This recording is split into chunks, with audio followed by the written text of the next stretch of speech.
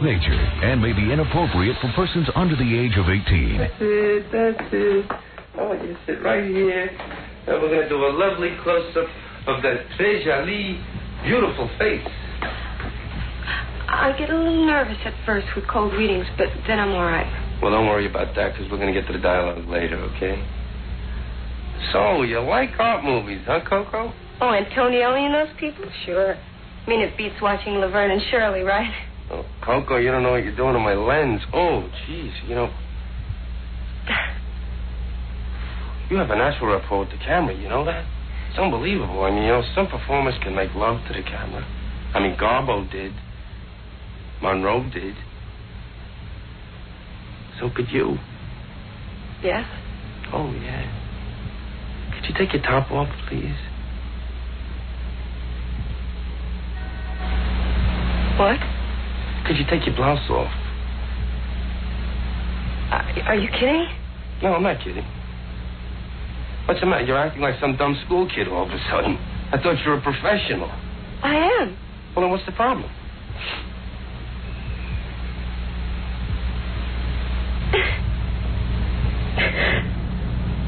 I can't.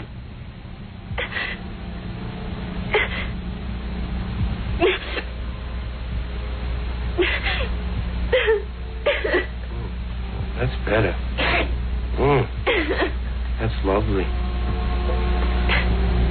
Oh, yeah.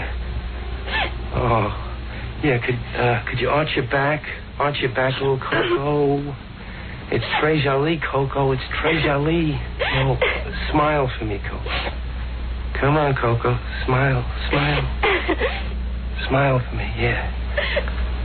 Now take your thumb and put it in your mouth like a little schoolgirl. Da-da-da-dum, da-da-da-dum. While in New York. Baby, baby, baby, baby. In the jungle, meanwhile.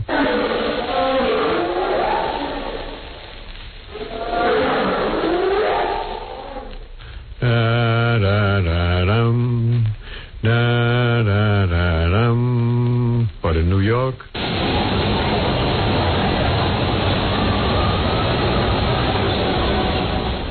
Baby, baby, baby, baby. Oh, I'm sorry. Philadelphia, Pennsylvania, hometown. That's Cosby. Hi, Mr. Cosby. Yes, sir. About Howard Stern, the radio personality. Oh, Let him answer now. I'm letting him answer. You can answer. Howard Stern is one of those people who lives off of doing those things that I consider to be, at times, very, very cheap shots. But there's an audience there, and those people seem to like what he does, so I don't listen to him. You don't? Have you ever gone on a show? I went on a long time ago. But what is the fellow... I want to know what the caller is... What is your purpose, sir? Excuse me? What is the purpose of the call? Oh, this is Captain Jakes, Larry. I'm just calling to inquire Bill Cosby's opinion on Howard Stern. Why aren't you involved in your own self? Why would you be so involved in Mr. Stern's life? Well, let's put it this way, Larry. I'd like to... Let's say goodnight. 1, 2, 3, 4. Roll up to the mystery door. Roll up. Keep going. Roll up to the mystery door. Roll up. That's an invitation. Roll up to the mystery door. Roll up. Make a reservation. Roll up to the mystery door. The magical mystery door is coming to take you away. Coming to take you away. Take you today. Oh, you see, you guys. You look just like him, big brother. Excellent. Excellent. Hey, everybody. Geraldo Rivera here, investigative reporter, talk show host, newspaper owner, the producer of that embarrassing Al Capone special a few years back. He's the author of 2 best-selling books. He's a successful television show host, an awesome media mega god of radio, someone more in love with himself than I am. Here he is, Howard Stern, all 6 foot 5 inches of him.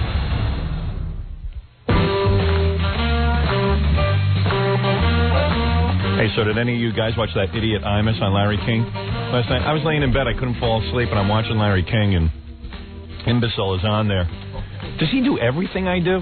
Like, 3 days after I did Charlie Rose, he was on there.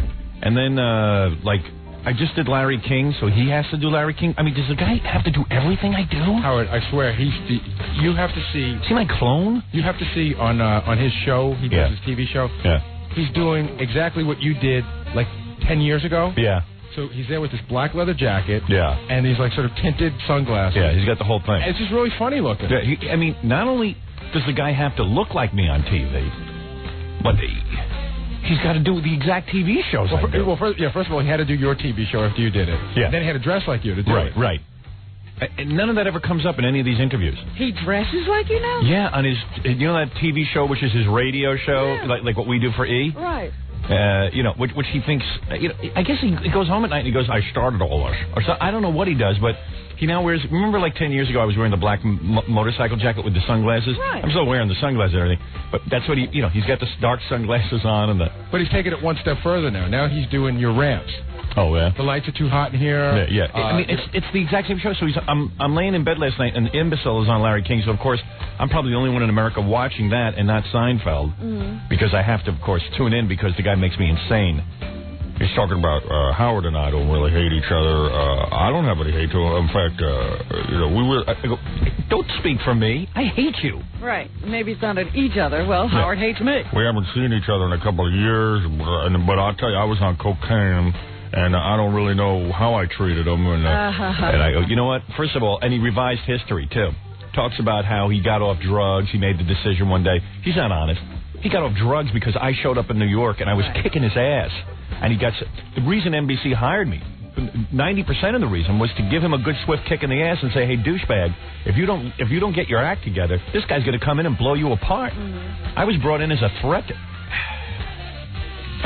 So, I'm watching this thing, and he's talking about his drinking and, how he made the decision to quit. And I'm like, we were there when you quit. When my ratings started going up, and you realized that the writing... the writing was on the wall. And then as soon as I got on in the mornings against you, then you really sobered up, you old crow. Please, don't revise history. He's promoting some book he's putting out with his jackass hillbilly brother who has no talent, too. They wrote they didn't write a book. Putting this out. I don't know. It's never going to sell a copy. Him and his brother evidently got into photography. Oh, God. And they took pictures of what? You ever been to the Four Corners? Yeah. Where Arizona, Utah, and whatever the other two that meet, okay? So they went out and took pictures, probably when they were high on cocaine, or at least when Imus was. Don. He can't die soon enough. So they went out and took pictures of, landscapes. Let me tell you something. They're great photographers. Why do you need Imus's Yeah, exactly. of the Four Corners? So they showed some of the pictures. It's like pictures of some mountains and stuff. I have always said this, and I don't know if I've said it to you, but I've said this to people in my family. I've said it to friends, family. I think I might have said it to you. I don't know. People who take pictures of landscapes are seriously demented. You know what I'm talking about? I mean, even when I'd go on vacation or go with friends, there were certain people, we would go out west or something, and they would take pictures of just the landscape. They didn't want any people in it. Now, me, whenever I took a picture, I'd say to a friend, get in the picture.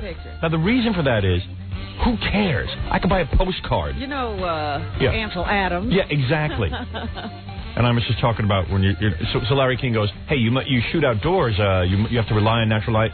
Yeah, very hard. I have some photographers wait all day for the right light. I'm like, yeah, get out of here. Just shut up. He got into photography, bought a camera. He's got these really bad pictures of mountaintops. And he's going to release it as a book thinking it's good. He's so goddamn lazy. Do something funny. That's what everybody's looking for. Imus pictures. Imus pictures. But you just had to hear him. He does Larry King. And even Larry King said, there in dark glasses? Well, no. And Larry King even said, oh, please, he was frightening looking. He looks like Andy Rooney now. And Larry King says to him, well, you're not really here to promote the book because it's not coming out till June, but you're just here because you're a good guy. I'm saying he's there because I just did it. Yeah. It drives him crazy. Absolutely. He has to try to do everything you do. He does everything I do.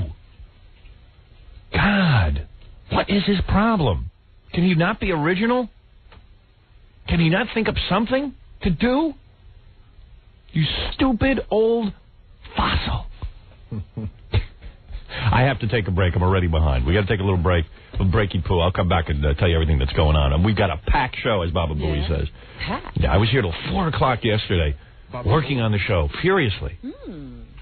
Furiously, because well, I know. Isn't today the day that Pat Benatar comes in? Yeah, that's easy. That's easy. That's easy. The rest of the stuff is not. I was on the phone yesterday with that guy I know, who I told you has a piece of John F. Kennedy's head and has never showed it to anyone. He is coming in next week. Why wouldn't somebody have known about this? The guy's never told anyone but me, and I would probably say his wife, and maybe 2 other people. And all these people kept the secret? Yep. We got to come in next week. When you see, you're going to flip out. In fact, you know this guy. You've met him, actually, over my house. Really? Yeah. You've met him. And I was tempted to tell you. He didn't tell me anything about it. No, he would never tell you. Wouldn't forget. He thinks he might be breaking a law or something. He was supposed because that's like evidence of a crime scene. So he doesn't know. He doesn't know. He doesn't know. He was nervous. Nobody else there collected anything. No, maybe they did. Who knows? You don't know that. We know very little about this. This is going into uncharted territory. This guy has held on to a piece of John Kennedy's head now he was actually at the assassination. He was one of those people that day who went to see the president. As soon as the bullets flew out, he went down. They knew something was going on. You know, it was like everyone was stunned.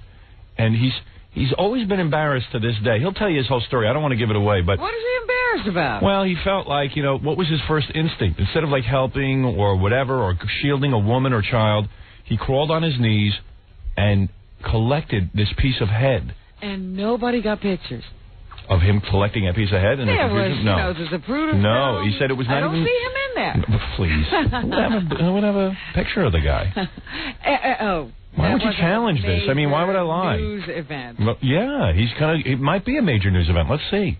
No. I'm saying that wasn't a major news event. It was. Not him picking up a piece of head. I don't think that was a major news event. Well, wasn't it right there? What? Where was it? What was what? His head? It was about, I don't know how many feet from the car. We can ask him. I don't know the whole story. But he saved it all these years, and he's going to bring it in. What's the big deal? I'm just saying, nobody saw somebody running out scooping up brain and body part. Not brain and body part. It was an actual chunk of his head. It was one piece laying on the ground. He picked it up. Body part. Yeah, he picked it up and put it in his pocket. End of story. Mellow out. We saw Jackie climbing out. Why are you doubting me on this? I'm just telling you the guy's story. Where was this guy in the pictures? What? He's not climbing on the car. It was off the car. It was on the ground. What do you want from me? But, After the shooting. After the shooting, there's so much confusion. It's amazing. I think it's wrong. It is wrong. That's why he's been embarrassed about it, but he was never going to give it up because he thinks that, Let me ask you something. You know that guy who collects stuff? Yeah. I want to call him and ask him what this thing is worth. Okay, I have his number. I was home. Oh, good. When people start shooting... Yeah.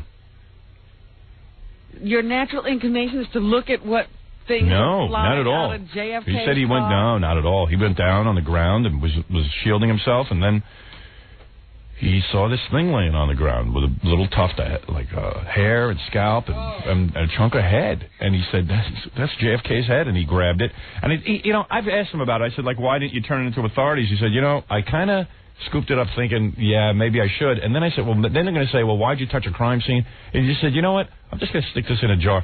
This guy's been in medical sales. Had a whole bunch of friends who were doctors and stuff. And he started asking them, how do you preserve, fetuses? He didn't tell them what he had. No, because they would have told on him.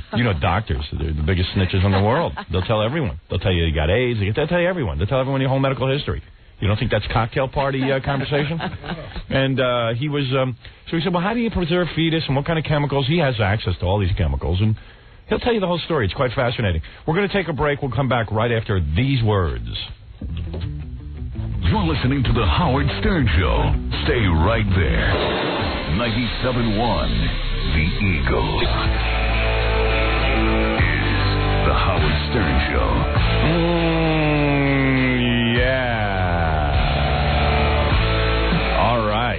Yeah, look at me. I'm dancing.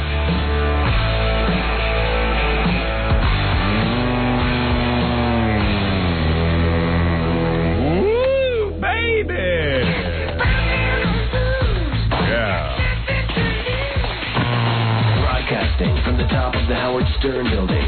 You're listening to The Howard Stern Show on the Stolen Vehicle Police Recovery Network. Thank you. Okay. You know, I've been thinking about this JFK head thing. Yeah. You sure you can trust this guy? Yeah. I've known him for years. He's scared out of his mind. Trust me. In fact, the chances of him coming in are still 50-50 because he's all freaked out. But, hey, first of all, let me just, before I get to the complete rundown of the show, I got a little treat for everybody.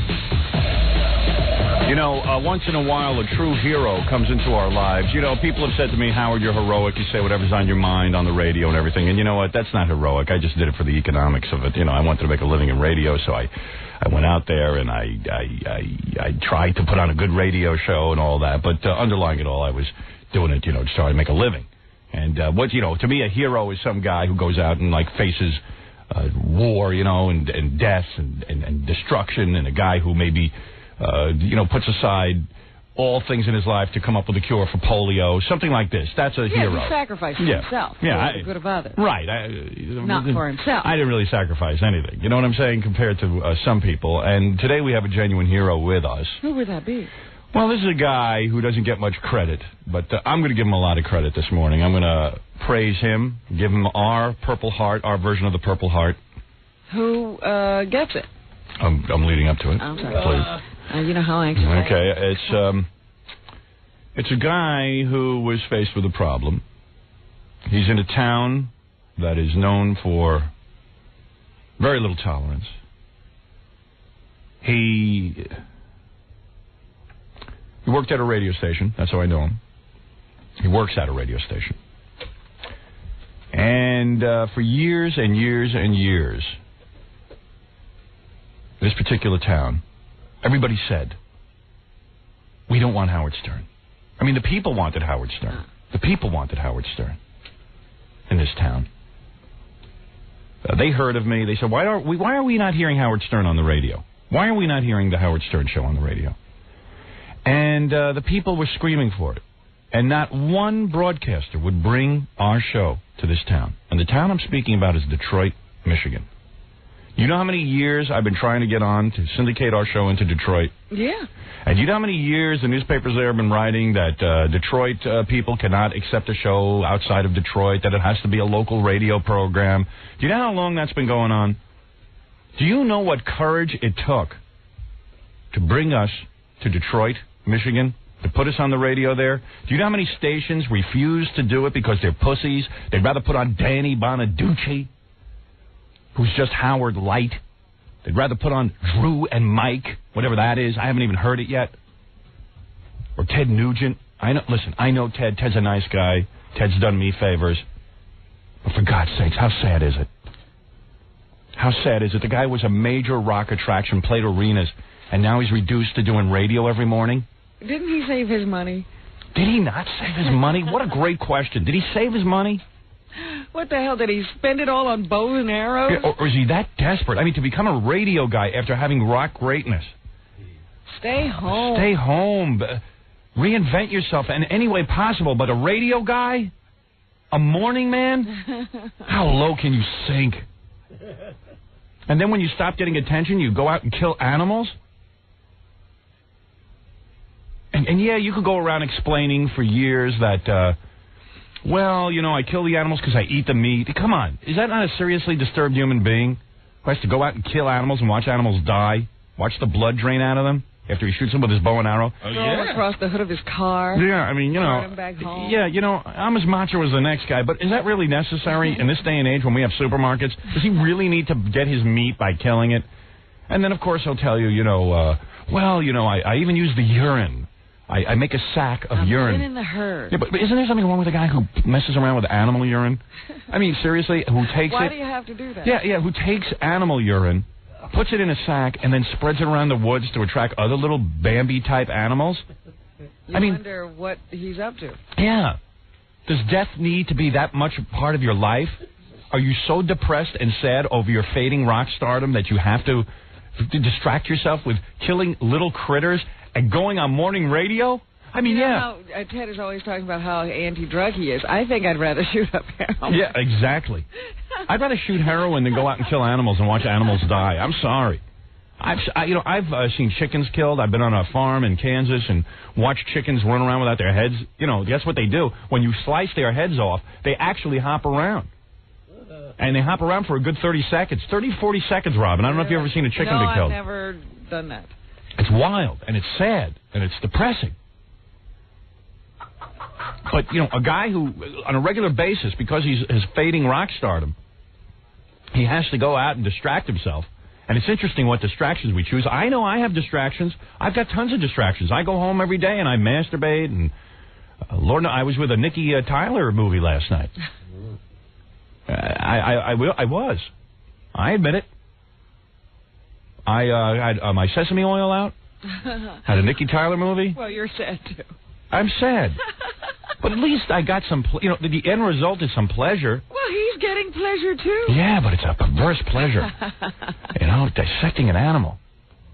And, gee, I've got its urine in my hand, and I'm smelling its urine. And let me rub this on my hand. Let me rub urine. Let me get the scent of urine on me so the animals won't be afraid. I mean, that's a lot to go through for a distraction. That's a lot to go through. We all have distractions. I'm on the computer or whatever it is, but... I go to stores. It's almost next to that sort of child molester thing. Let me see. How will I make the children like me? Yeah. I get a bunch of video games. He's like, how will I make the little animals come to me? Yeah, and then how do I kill them? Yeah. It's a heavy thing. So anyway, that's Ted Nugent's story. And listen, I don't mean to get distracted by that because I'm honoring a hero this morning. But, and then, you go down the whole Detroit radio dial, the Riff Morning Crew. I was there in 1980, and those guys were hot back then, and now they're 900 years old, and they're still doing the same exact act. They're still doing the same exact thing. They're still going on the show every morning and pretending to be professional wrestlers. That's their act. It's sad. And yet there was this hostility to bringing me to Detroit. Most general managers in Detroit, when I would ask them, they would not bring me to Detroit. And there was one man, he happens to be here this morning. We're very honored. He's going to walk in. Let me ask you something. Did he just move to Detroit, or? I don't know. Let's ask him. Here he is. One of our true heroes, Rich. It's written down here as Homburg. I always thought his name was Rich Homburg. Let's find out, Rob. Homburg sounds better. Homburg, H-O-M, right, Gary? Yeah. Why would you spell it H-O-N? Why would you mislead me? Is it Homburg or Homburg? Homburg. It's Homburg, right, with an M. Because that's how it's spelled in our book. What book? We have a book of every affiliate. You don't know Rich Homburg's name? Rich Homburg's a legend in this industry. You can't hear me? Well, now you know what I'm up against. There you go. Hi, Howard. Rich Homburg, a white man. I'm with the census. A white hero. There's so few of them. All of our heroes today are black. Michael Jordan, Tiger Woods, you name them. Rodney King. All of our heroes are black guys. And here is Bill Cosby. All you read about is black guys and that lesbian, Ellen DeGeneres. I am so sick of her. I must tell you, I'm tired of her. She's more lesbian than lesbian. Do you know she's more lesbian than lesbian? Oh, she is. I am sick and tired of hearing and reading about Ellen DeGeneres. Yeah, Ellen's a lesbo queen. She's eating at the Y, if you know what I mean, yeah. She's got a crappy show. I think she's coming out because her ratings blew, yeah. She'll never be a bride. Like she and Katie Lang standing side by side, yeah. Her fans may think she's brave, but I'm just wondering, does her girlfriend shave, yeah. Come on, everybody knows the chorus, even you, Rich. More lesbian than lesbian, more lesbian than lesbian, more lesbian than lesbian. Yeah. All right, I didn't mean to get sidetracked. All right, never mind that. Can we get back to the hero? Yeah, okay. Rich. I like that part. Yes, more lesbian than lesbian. But, Rich, we'll get back to that in a minute. You love lesbians, right? Everyone does. So do I. But Ellen was not my idea of a network television show going lesbian. I kind of had someone in mind who looked more like Shannon Doherty or somebody like that. This isn't the woman you pictured all these years. No. This wasn't my idea of going lesbian. Lesbians in your own head. They don't look like Ellen? Yeah, no. Ellen looks like me if I was a girl, okay? I don't need to see that. No one wants to see that. People love you in Detroit. The reaction to the show is just incredible. Thank you, Rich. We've had some tremendous success. By the way, you will never read about this in the newspaper in Detroit. We were on the radio station there, 30 days? 38 days. 38 days, and just briefly tell people. Men 18 to 34, we tripled the numbers. Tripled. In 38 days, that's unheard of in radio. I don't know if people understand the radio ratings, but it takes some time before you sort of gel with an audience. It's a habitual thing. We had no disc jockeys. No disc jockeys on the rest of the station. Howard and music. That's it. And by the way, I'm not opposed to that. Yeah, we Actually, don't have to worry about it that way. Keep it that way. Let's see what happens. This week we announced the rest of the lineup, and it's great. Do you ever notice that radio stations that start with no DJs? It's a common thing. A lot of stations do that.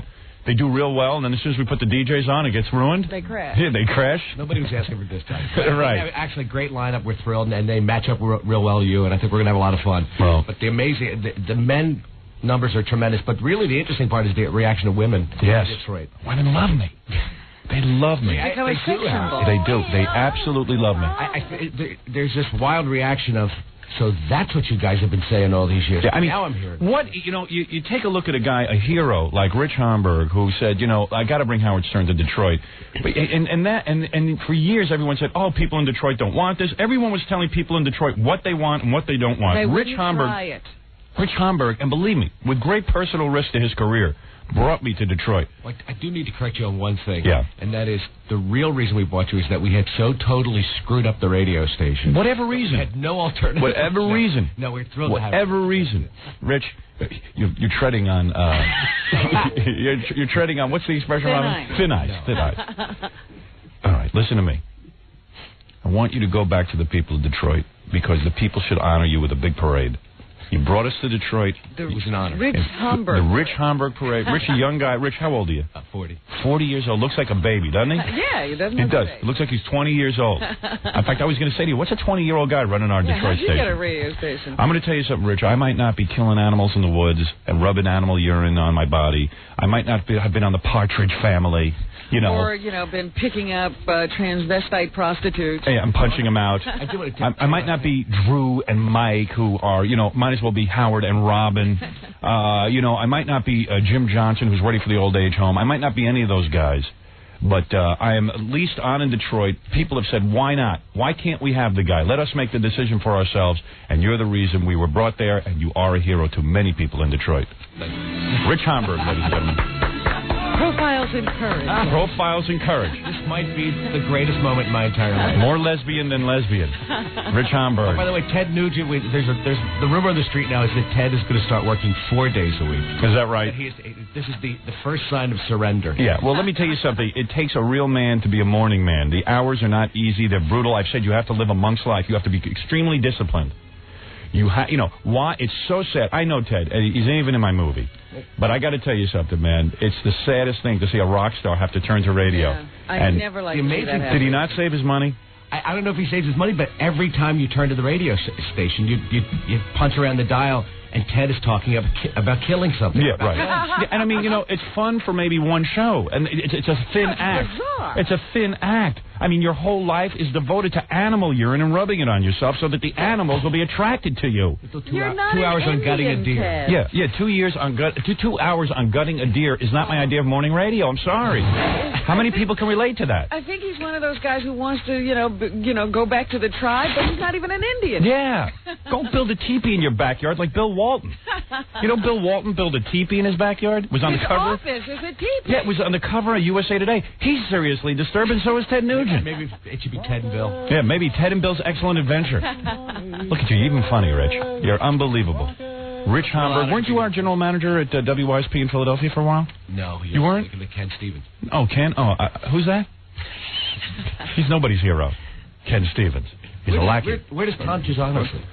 Tom Gisano, he's back there. Why don't you go say hi to him and wake him up? Teach him what a real general manager does. A man who has balls. Thanks so much. Thank you. Rich Homburg. A hero to everyone in Detroit, Michigan. There he goes. Look at him, Robin. Look at Robin. She can't take her eyes off him. She never met a hero before. All your years in the Army, you never met a man as brave as that. Who could be braver than to put us on the radio? Rich Homburg, everyone. WYST Detroit. Our new home. Gary, throw rose petals in his path. For Christ's sake. Get a laurel wreath for his head. Exactly, Robin.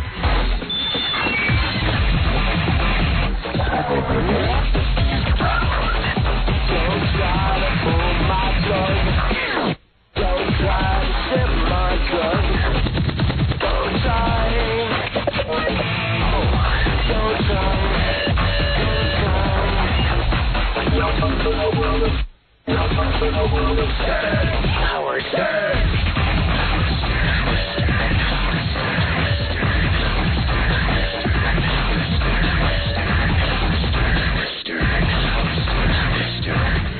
We'll return to the Howard Stern Show after these messages. 97.1 The Eagle. Hello, this is Wesley Willis. I'm doing okay within the powers of the EZO. You are now listening to the Howard Stern Show. Rock and roll will never die. Don't let your demons shoot it down. I have another thing to say, too. It's fun going on a joyride. It's not fun going on a hell ride. Howard Stern! Howard Stern! Howard Stern! Howard Stern! Rock over London, rock over New York, parade. It's the official sports drink of the Olympic Games. I'll say. I'll drink to that, my friend. Broadcasting from the top of the Howard Stern building. You're listening to the Howard Stern Show on the Stolen Vehicle Police Recovery Network. Yeah, you bet. All right. Anyway, Robin, that was exciting, meeting a genuine hero. There's a couple of people who want to speak to us on the telephone right now. I'm very excited to get to all of our listeners because they're really revved up. They could be heroes. They realize how easy it is to be a hero on this show. All right, this is George. You're on the air, George. Howard. Yeah. Let me tell you something, Howard. You know, you guys over there, how the hell do you guys talk about the Kennedy assassination and you got some guy with Kennedy's head? Right. How the hell is that? Well, let me tell you what happened. Tell me what happened. Let me talk to Robin. Is Robin there? Never mind. Yeah, Robin. I told you got Robin. people over there. You're the newswoman, right? Yeah. How the hell are you going to get somebody with some credibility to say you got somebody with Kennedy's sir, head? first of all, the same question. First of all, let me tell you something. What happened? 2 years ago, maybe 3 now. I've known this guy for a while, but he told me about it. You know this guy? Yeah, I know him. I know the guy. Oh, yeah, all right. I've known the guy for years. Robert, I'm going to tell you something, Robert. You're an obnoxious jackass because it's asswipes like you that make my job difficult. You ask me a question, and then I start to address it, and then you, Robin, who cares?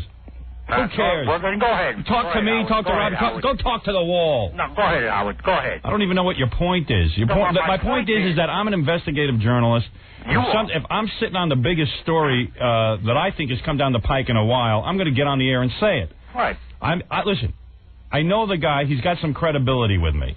About 2 or 3 years ago, he confessed to me what happened to him in Dallas that day. I knew that he had witnessed the. On the grassy knoll. No, he wasn't on the grassy knoll. He lives in Dallas. He's one of these guys who was watching the parade that day. The president was coming to town. He was a young man. He must have been about 19, 20 when the president came to town. Right. He's standing there. And then, of course, the bullets rang out. It just was a wacky thing. There were lots of people around that day. The bullets rang out, and the bullets rang out. Kennedy's head exploded. Run out and grab out some guy's No. It wasn't like that. From what he tells me, he's going to come on the air and explain it. And I don't know why you got to be hostile to this. I'm not hostile at all. The guy was. The guy was on the. Robin. Oh, forget it. It's Robin. Okay, good. You know what? Who cares? Who cares? Your agenda is wacky. I asked the same questions he did. I know. I don't know why he's upset. You did, with Robin? Me. You yes, asked the of same course question. I did. Listen, what is this? I'm not on trial here. I'm telling you, I know a guy. You're not on trial at all. I mean, listen, you don't want to meet the guy? Don't meet him. Don't tune in that day. The guy has a hunk of Kennedy's head. Don't get me wrong here. You're an annoying jackoff. Who cares? Who cares about you? You meet guys like that in the street and you start to lose faith in humanity. You start to think, what's it all about? Alfie. Right. You know, this guy finds a hunk of Kennedy's head, and I'm the one who's got it, and I don't even know that I can get him to come on the air. I don't need some jerk-off scaring him away. Well, I just don't know how you're going to prove that. Yeah, well, we'll see. Let's see what it is. Let's see what it's about. Maybe he's got some idea on that. I mean, good luck blew this guy's way years ago, and now he's ready to talk about it. Good luck? Yeah. Oh, God, well, I wouldn't kill to have a piece of Kennedy's head. It's probably it's a one-of-a-kind collectible. Well, then I would investigate you if you would kill to have a piece of Kennedy. I would. I would. Maybe you were the other shooter. No, I don't think so. All right, let's get down to it. Because I've been promising this for days and I haven't been able to get to it. Okay, on our phone is this woman, Madeline. She's 81 years old. And I said the other day, when you talk to old people, it's very difficult to get any common sense answer out of them. As they get older, their brains turn to mush. As experienced on the Imus interview with Larry King last night, the older they get, the less sense they make. I think I have a woman here who might have her marbles and might be able to answer our questions honestly without trying to be a jokester. Okay. But she can't answer mail questions. No, I've got a guy to answer the mail side of things in a minute. I have wondered for years, ever since I was a little kid, at what point does your sex drive leave you? I can't imagine mine ever leaving me. I'm so horny. I'd like to keep it. Even though my life has become a purgatory in a sense because most of my sex is masturbation. Because I am married and for some bizarre reason I'm the last guy who's famous, who's faithful. Has there ever been a point in your life where your sex has been mostly not masturbation? No. Okay. I'm sad to say. I have a feeling, though, that I will die. I'm asking them to stuff my body so that I die that way. You want to die in the midst of masturbation. So here's Madeline, 81 years old, right, Madeline? Right. Right, okay. Now... How did we find Madeline? Somebody knew her. Somebody on our staff knew her. Okay. And she's evidently a very open person. Now, Madeline, were you married for many years? Oh, yes, I was. Are you still married? No. Okay. I haven't been married for 27 years. All right. Now, you're 81 now, but when is the last time you had sex, either with a man or by yourself? This is funny. I'll say. It's going to get funnier. I don't know who selected me, but I haven't had a date in 27 years. That's okay. Oh, dear. That's okay. Now, do you have sexual feelings? I mean, do you look in the mirror and go, oh, my God, I'm an old woman, and therefore, who even thinks about sex? Or do you have these sexual feelings? Well, absolutely. You do? You do. Still. Yeah, but the problem is you can't find a man. It's hard at 81 to find a man who's willing to hide the salami with you, right? It's I'm too particular. Right. Well, have you had some offers? No. Oh, yes. Oh, all right. Well, okay. So for 27 years you haven't had sex. Robin can relate to that. Oh. It's been 27 for you, too, right? At least. 27 for me. Yeah. Now, in the time How have you been coping? In the time that you've been by yourself and haven't had sex for 27 years, have you done it to yourself? Oh, once in a while. All right. You don't have to be embarrassed. Just once in a while? Once a week, maybe? Oh, no. Not me. How much? How many times? Oh, very seldom. Really? Now, when you were like... Why wouldn't you do I think if you have any health at all, I think until you die, you probably are sexy. Really? So, in other words... People won't admit it. So, even at this advanced age, what do you have, a vibrator? No, I don't have anything. You use your hand? Oh, yes. Really? And do you ever look down at your hand and go, oh, that's an old hand working me? Oh, I mean... well, I'm a person that I don't think I ever got old. I see. I understand what you're saying. Inside you feel young. Does she ever look in, does she look in the mirror? Does she caress herself? I mean, does she... Yeah, have you ever walked out of the shower nude and, like, do you like to look at your body? Do you like to be nude and stare at yourself and maybe fondle yourself? Oh, well, once in a while I'll say, well, I'm pretty good for my age. Mm-hmm. How kinky does it get? I mean, do you ever just look at yourself and go, ooh, I look great? I do for my age, yes. Yeah, okay. All right, so now, let me ask you this. So let's say once a week you lay in bed. Now, what do you think about? You think about guys? Oh, yes. Yeah, you think about hot young guys? You think about young guys, yeah. Well, I never liked... Well, I shouldn't say that. What? You like girls? I always like younger guys. Oh, younger guys, yeah. And so you think about young, hot men. Do you ever buy any pornography? Do you buy any magazines? No. No. Who's your favorite movie star right now? Howard Stern, probably. Oh, yes. Yeah. Howard Stern. So you close your eyes and you imagine young men doing things to you. Oh, yes, that's what you do. And what do they do? Do you have a rape fantasy? Do you have a what is the fantasy? Well, you just, I can't really explain that. What? Kinky, right? I say I can't really explain it. It's kinky, isn't it? Right. You're chained to a wall and a bunch of Herculean-type men. It's back in the days of Hercules, and you're chained to a wall, and Hercules has his way with you? No, I haven't thought of that. Is there more than one partner?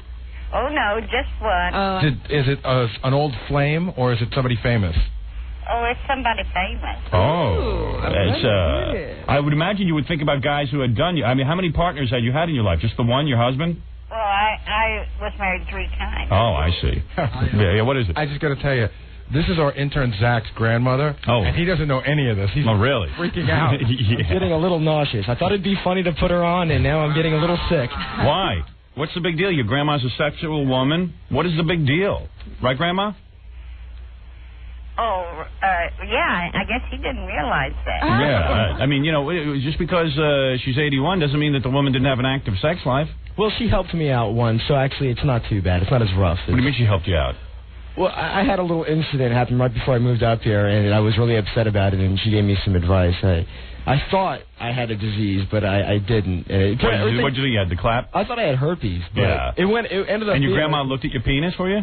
Yeah, no, I'm kidding. No, I wigged out because I was, and she was like, "Hey, don't worry about it." What'd you have? A burning sensation on your penis? Some kind of not hair lice. It was a staph infection or something like. It was a really weird thing. And Zach, tell him how you think you got it. I know how I got it. It was this. What, another guy? No, it was just this girl that it was this black chick, and it was pretty cool, but she said, she wasn't like just African, like African American. She was African. Yeah, she was kind of third world. Yeah. She was really pretty, but she was kind of rough. And that's what happened. I talked to she was too rough. Yeah, I imagine what that would be. I've talked to other people since then. Yeah.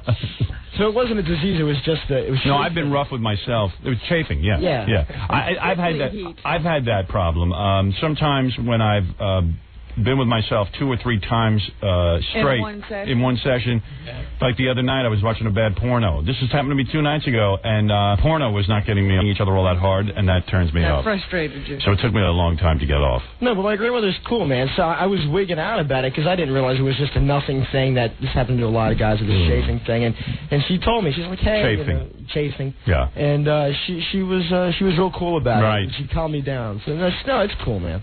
So, Grandma, you think about you think about a young guy, and you close your eyes and you imagine it, and then are you? This is the thing that I've always wanted to ask old people. So, are you? Have you run out of oil down there? Oh no, I still have a lot of oil. Oh, you do? Really? That's amazing. I thought you run out of oil. Why would you run out of oil? I just thought you start to get testosterone instead of estrogen, and you start to get facial hair, and it's almost like you grow a penis or something down there. I had no idea. Well, this is good news. They say old people usually have to use some sort of lubrication. Do you now? Well, in your marriage, did you do that? Use some kind of artificial lubricant? Oh, in my marriage? Mm-hmm. Yeah. Oh, no. No, boy, Grandma's a hot. Yeah, she's a hot tamale. Yeah. I thought it became a ghost town down there, just dust.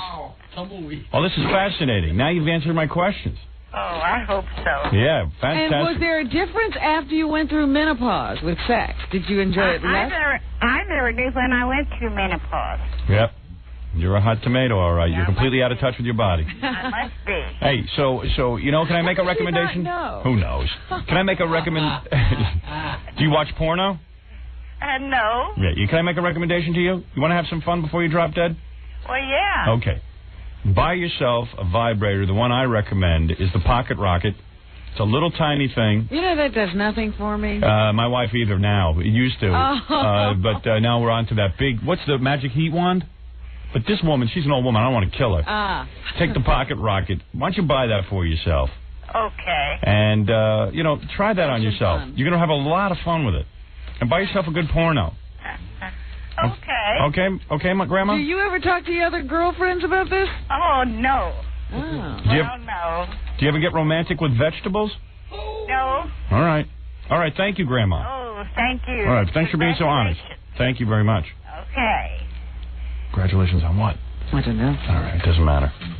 I thought you knew. Yeah. I was going to tell Grandma to go flirt with the mailman, but you never know what you're going to get. I wonder if she ever got crazy with her teeth out. What do you do if you're, 80-something and you want a young guy? Oh, let's ask Imus. Well, you got a young girl. Yeah. They are easy to get. Here's a money trail. And now on the other side of things, here's a 94-year-old man. Your name is what, Jules? Hello? Julie. Yeah. Oh, hey, you got your wife there? You kept me on a long hold. Yeah, well, what do you want from me? What do you want from me? I'm doing a radio show. I'm trying to get to you as quick as I can. Are you there? I'm there. Okay, can you hear me? I can hear, but they're not as loud as it should be. Well, forget you got 94-year-old ears. So, you're married? No, I'm alone right now, but I'm living with a woman that's with me for about 10 months. Okay, so you're having sex with her? She's a good woman. You're having sex with her? What'd you say? I say you're having sex with her? Huh? Are you having sex with that woman you're living with? Well, no, because don't forget, I'm 95. Yeah, well, that's what I want to find out this morning. A man of 95 can't have no more sex anymore. Oh. Is that right? He could have ideas. Right. That's about all. So, in other words, when you see a young woman walking down the street in a bikini, you don't get aroused? What'd you say? I say, if you see a young woman... I don't hear you too well. I understand that. I'm yelling, and yet you still don't hear me. And I'm enunciating. But I'll try again. When you see a young woman, you don't get aroused? Hello? Hello. All right. Thank you. No. Let's not. I gotta know. I said... You get excited. Maybe it doesn't stand aroused. Excited. Hello? I'm here now. Let me hear what you have to say. Okay. You got a hearing aid? Well, I hear perfectly. Oh, okay. At what age did you stop getting aroused? Erections. Hello? Oh, dear. Did you know what I mean? Capiche? Something's wrong. Guy's an out the cocker. Can you hear me? You can hear? I mean, is everything pushed? Hello? Boner! Hello? Oh, there he is. Hello, can you hear me? Yeah, now you're a little better. This is insane. What kind of phone do you have? You got a Mickey Mouse phone? Now, what do you want to know about me? Maybe somebody on extension? Hey, maybe the person should hang up who's on the extension. Huh? Is there a woman or something there on the extension? Well, I have 4 telephones. Yeah, tell everyone to hang up.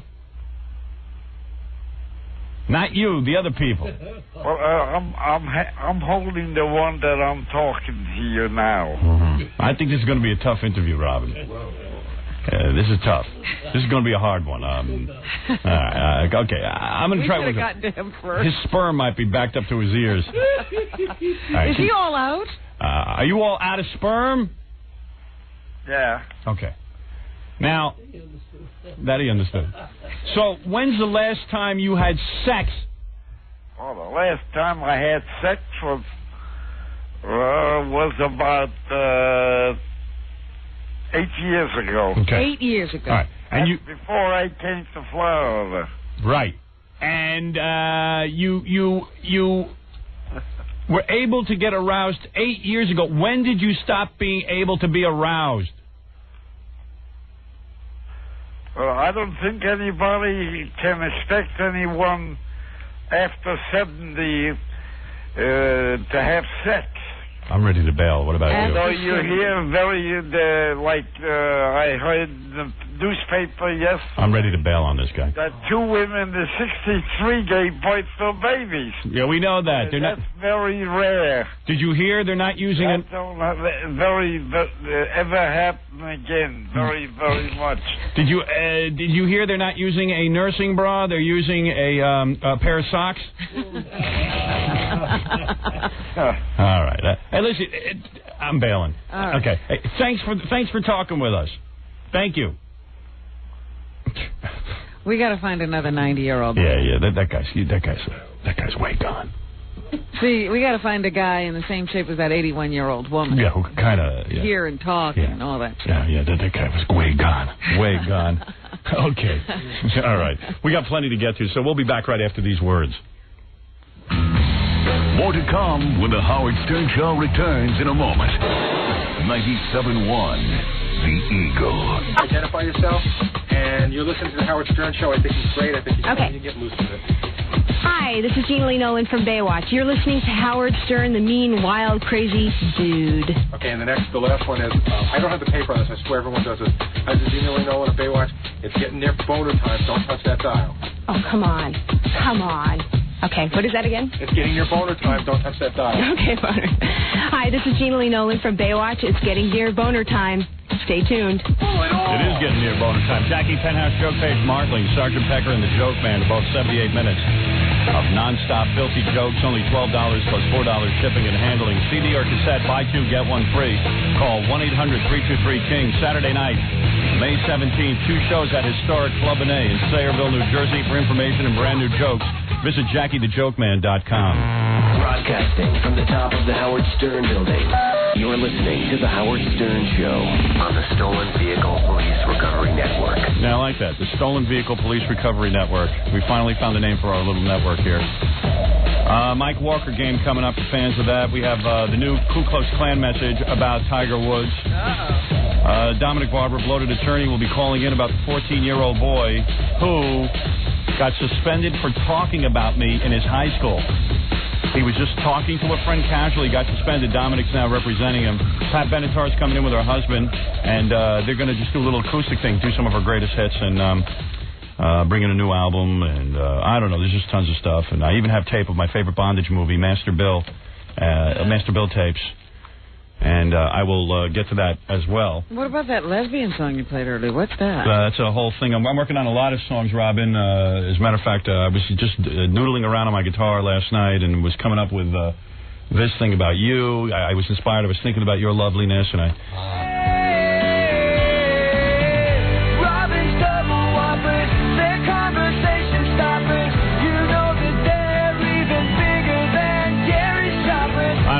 I don't know what's going on. I'm in a song parody fit, and then I got so annoyed with Ellen DeGeneres that I don't know. I just was inspired to write.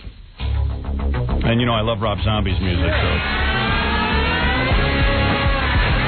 because she is more lesbian than lesbian. I mean, this is not my idea of a fun lesbian show. Almost seems like torture to watch her, doesn't it? Ellen's a lesbo queen. She's eating at the Y, if you know what I mean, yeah. She's got a crappy show. I think she's coming out because her ratings blew, yeah. She'll never be a bride like she and Katie Lang standing side by side, yeah. Her fans may think she's brave, but I'm just wondering, does her girlfriend shave, yeah? Yeah. Yeah, more lesbian than lesbian. More lesbian than lesbian. More lesbian than lesbian. More lesbian than lesbian. Yeah. It's a whole thing. Please, you were just noodling. One of those nights. Well, you're gonna put a lesbian on TV. Give me somebody hot. Give me somebody hot. Give me Melissa Etheridge's girlfriend or something. Anybody who's halfway decent looking. Not that. What's that? Too wild. What a wild day. After a long day, I was here at the radio station kind of late because I had to do an interview with an Australian television show. Yeah, how did that go? That went fine, and then I had to do a British television show, because the movie's being released in Europe, so I had to go do a couple of those things. You're listening to accents all day. Yeah, Hello. I can't even do the Australian accent. Don't ask me to do it. Good day. Good eye. So, what do you? So, what's it like to be the head shock jock here in America? Well, it's great. It's great. Love it. In fact, I'm going to bring some of these foreign guys here to interview me. Hear. Yeah, I'll let you hear it. I'll let them. You're interviewed foreignly. Yeah. And what do you think the Australian audience will appreciate about this movie? With you. What? I don't know. Can't Pamela Lee fake being a homo? Can't she do a lesbian show? Well, I don't know. Yeah. I don't know. She wants to do that. I guess not. Who's this, Henry? Yeah. Henry Hill. This is the guy. Oh, hi, Henry. Yeah, this is Henry Hill. He, I don't know, he's been calling us a lot lately. The thing with Henry is that, Henry... Didn't he call yesterday? We never talked to him. Yeah, Henry, you drink, and, sometimes Henry will disappear for months, and then suddenly he'll call for 2-3 days in a row. Henry, if you remember, is the guy they based the movie Goodfellas on. It's his life story. Why is that, Henry? Why is it you get into a jag and you just call us every day for a while? Good. Now he's listening to his radio. I'm coming to the city. Could you turn off your radio, Henry? Yeah, hold on. More murderer than murderer. I'm working on a song about him, too. So you're coming to town? Well, we're supposed to do the tour. Yeah. Well, Henry has agreed to tape something for me. He is going to go around with our e-cameras and point out where all the dead bodies are buried. All right. And then we're going to dig them up and see what's going on underneath there. It's going to be quite good, actually. You can't do that. Sure you can. Yeah, I spoke to to my friends back there. Who? The feds. The feds. No, what it is, like, we can't dig up Giant Stadium and get Jimmy Hoffa out of there. That's what I'm saying. You got to have permission to do some of that. Henry, Jimmy is under the Giant Stadium for real, though, right? Nah, Jimmy Hoffa? Yeah. No, that's what they say. Where is he? That's what they say. Oh, he's in the Giant Stadium, right? In the Meadowlands. He's in the Meadowlands. Yeah. Is it true? Who knows? It's pretty reliable sources. Do you know the guys who whacked him?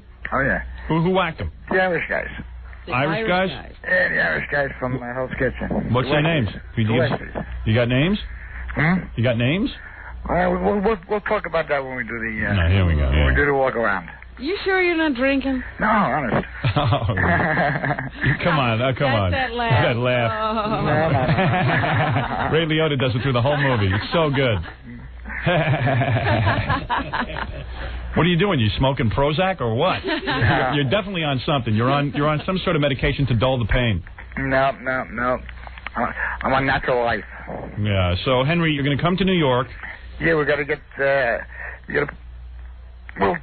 We'll set it up after the show. I'll talk with someone. All right. And by the way, I don't know if Henry even knows this. We were contacted out in Los Angeles. Henry might actually like this because I know he's lonely. What?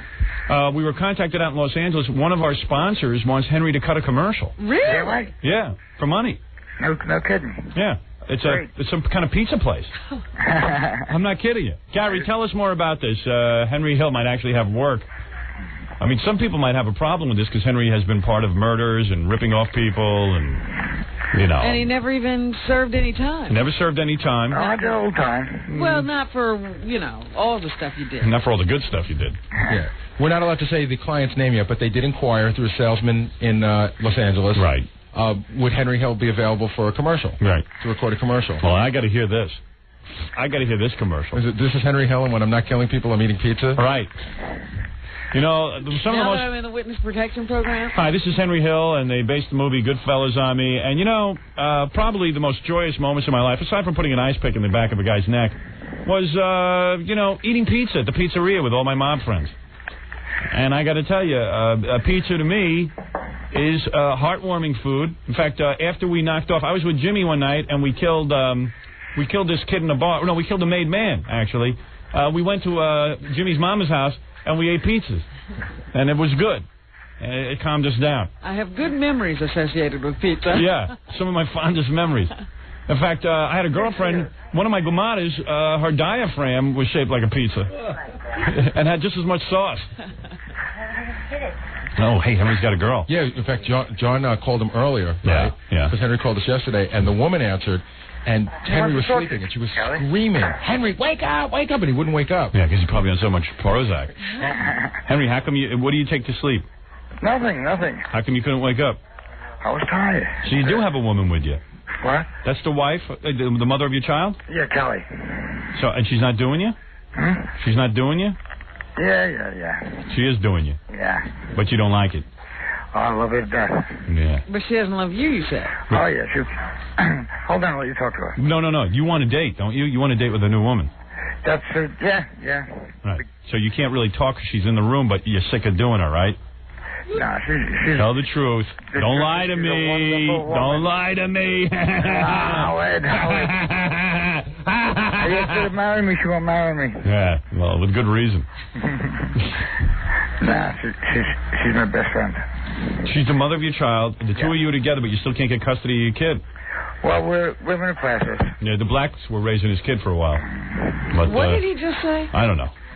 When you talk to Henry, you don't know what he's talking about. No, we're in the process. Oh, you're in the process. Yeah, I'd like to see the judge that's going to give you your kid back. You know, he makes such a good presentation in court. Yeah.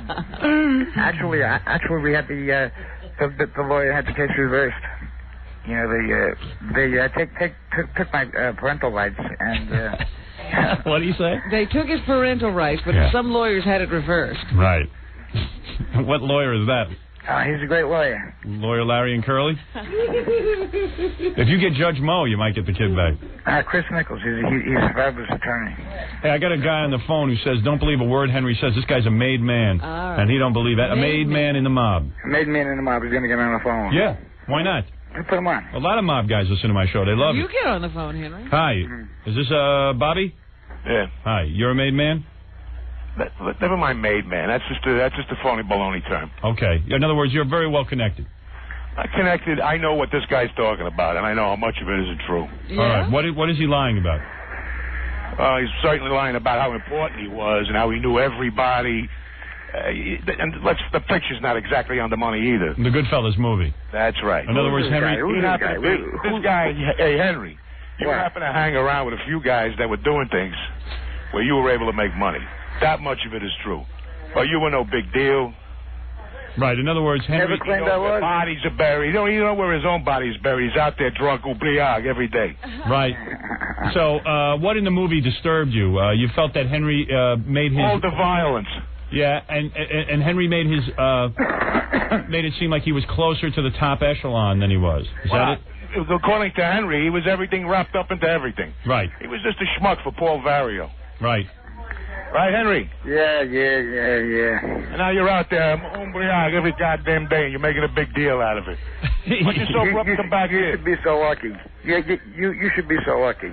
Bobby, why Hang is out it... with those goofballs over there. So lucky as what? To be in L.A. drunk every day? Who's drunk every day?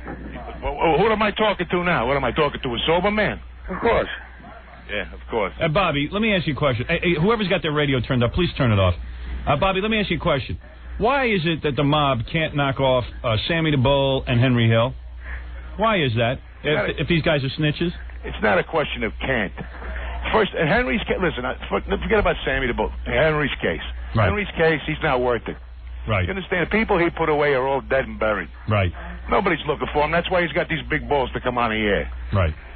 Understand what I'm saying? Like you got big balls to come on the air. Right. Morning radio. Right. But what about Sammy the Bull? Why can't we talk about him? How can we get him? There's nothing to talk about there. Are you going to get him or not? I'm not going to get anybody. You're not? Me? No, I'm not going to get. Have you ever killed... What kind of wise guy gets on the radio at 3 in the morning? What are you saying? I said, what kind of wise guy like him gets on the radio? You saying this guy... What kind of wise guy like you gets on the radio? I'm not a wise guy. Are you saying You're this... not a bright guy either. I got news for you. Yeah. Are you saying that this guy's not a mob guy? I'm saying knows what he is. He's a wannabe. Henry, ask him... Henry, he's a wannabe. You're saying this guy's a wannabe? I'm a professional actor. I get paid. I am not a wise guy. I just play one on TV. Well, there you go. Well, thank you for your time. All right, goodbye. Bye, Henry. Ciao. I don't know what that was. What was the point of that? I don't know. I'm not sure what his point was. I don't know. He's old enough. But anyway, All right. So you'll come to New York, and whose bodies are you going to point out? Which give us a taste of what you're going to do. We'll find half a dozen of them. Half a dozen? That's 6. All right, 6 bodies? Yeah. All right, and you'll drive to what? Different parts of Brooklyn and Staten Island? Mm-hmm. And you'll point out where the dead bodies are. Mm-hmm. Do you think the bodies still smell? Oh, of course. Did you put that lime stuff on them? Not all of them. Did you put lime on every one of them? Yeah, most of them. Yeah. Wow. Henry knows how to bury a guy. He's better than a mortician. He buries you don't smell. I tell you should put some of that lime between my legs so I wouldn't stink so bad. I tell you, I got a stink on me. You don't want that. Lime might take care of that. Yeah, I'm telling you. All right. So, Henry, I guess you'll line that up with Gary. Gary, and we'll see you in a little while, huh? Right. And you're coming Listen, I'm going to bring my sweetie with me, okay? Yeah, I want to meet her. Okay. All right, I want to meet the woman that lives with you. All right, Henry. You want to meet your sweetie. Someone's listening to the radio back there. It's very confusing. All right, thank you. Okay, bye-bye. See you soon, bye. I think that's the sweetie. She refuses to turn off that damn-ass radio. Well, her man is on. You got to monitor him. Especially when it's Henry. And you never know what he's going to say. It's so funny that Henry Hill listens to us. I think it's funny that he's going to go on tour and show us where dead bodies are. I love it. What is umbliag? Who knows? It's a lot of mob crap. I think they're African American. I don't know what they are. All right, we're going to take a break. We'll be back right after these words. You're listening to The Howard Stern Show. More after this. 97.1 The Eagle. Can you imagine whoever this monkey is? The Howard Stern Show. I would be that monkey.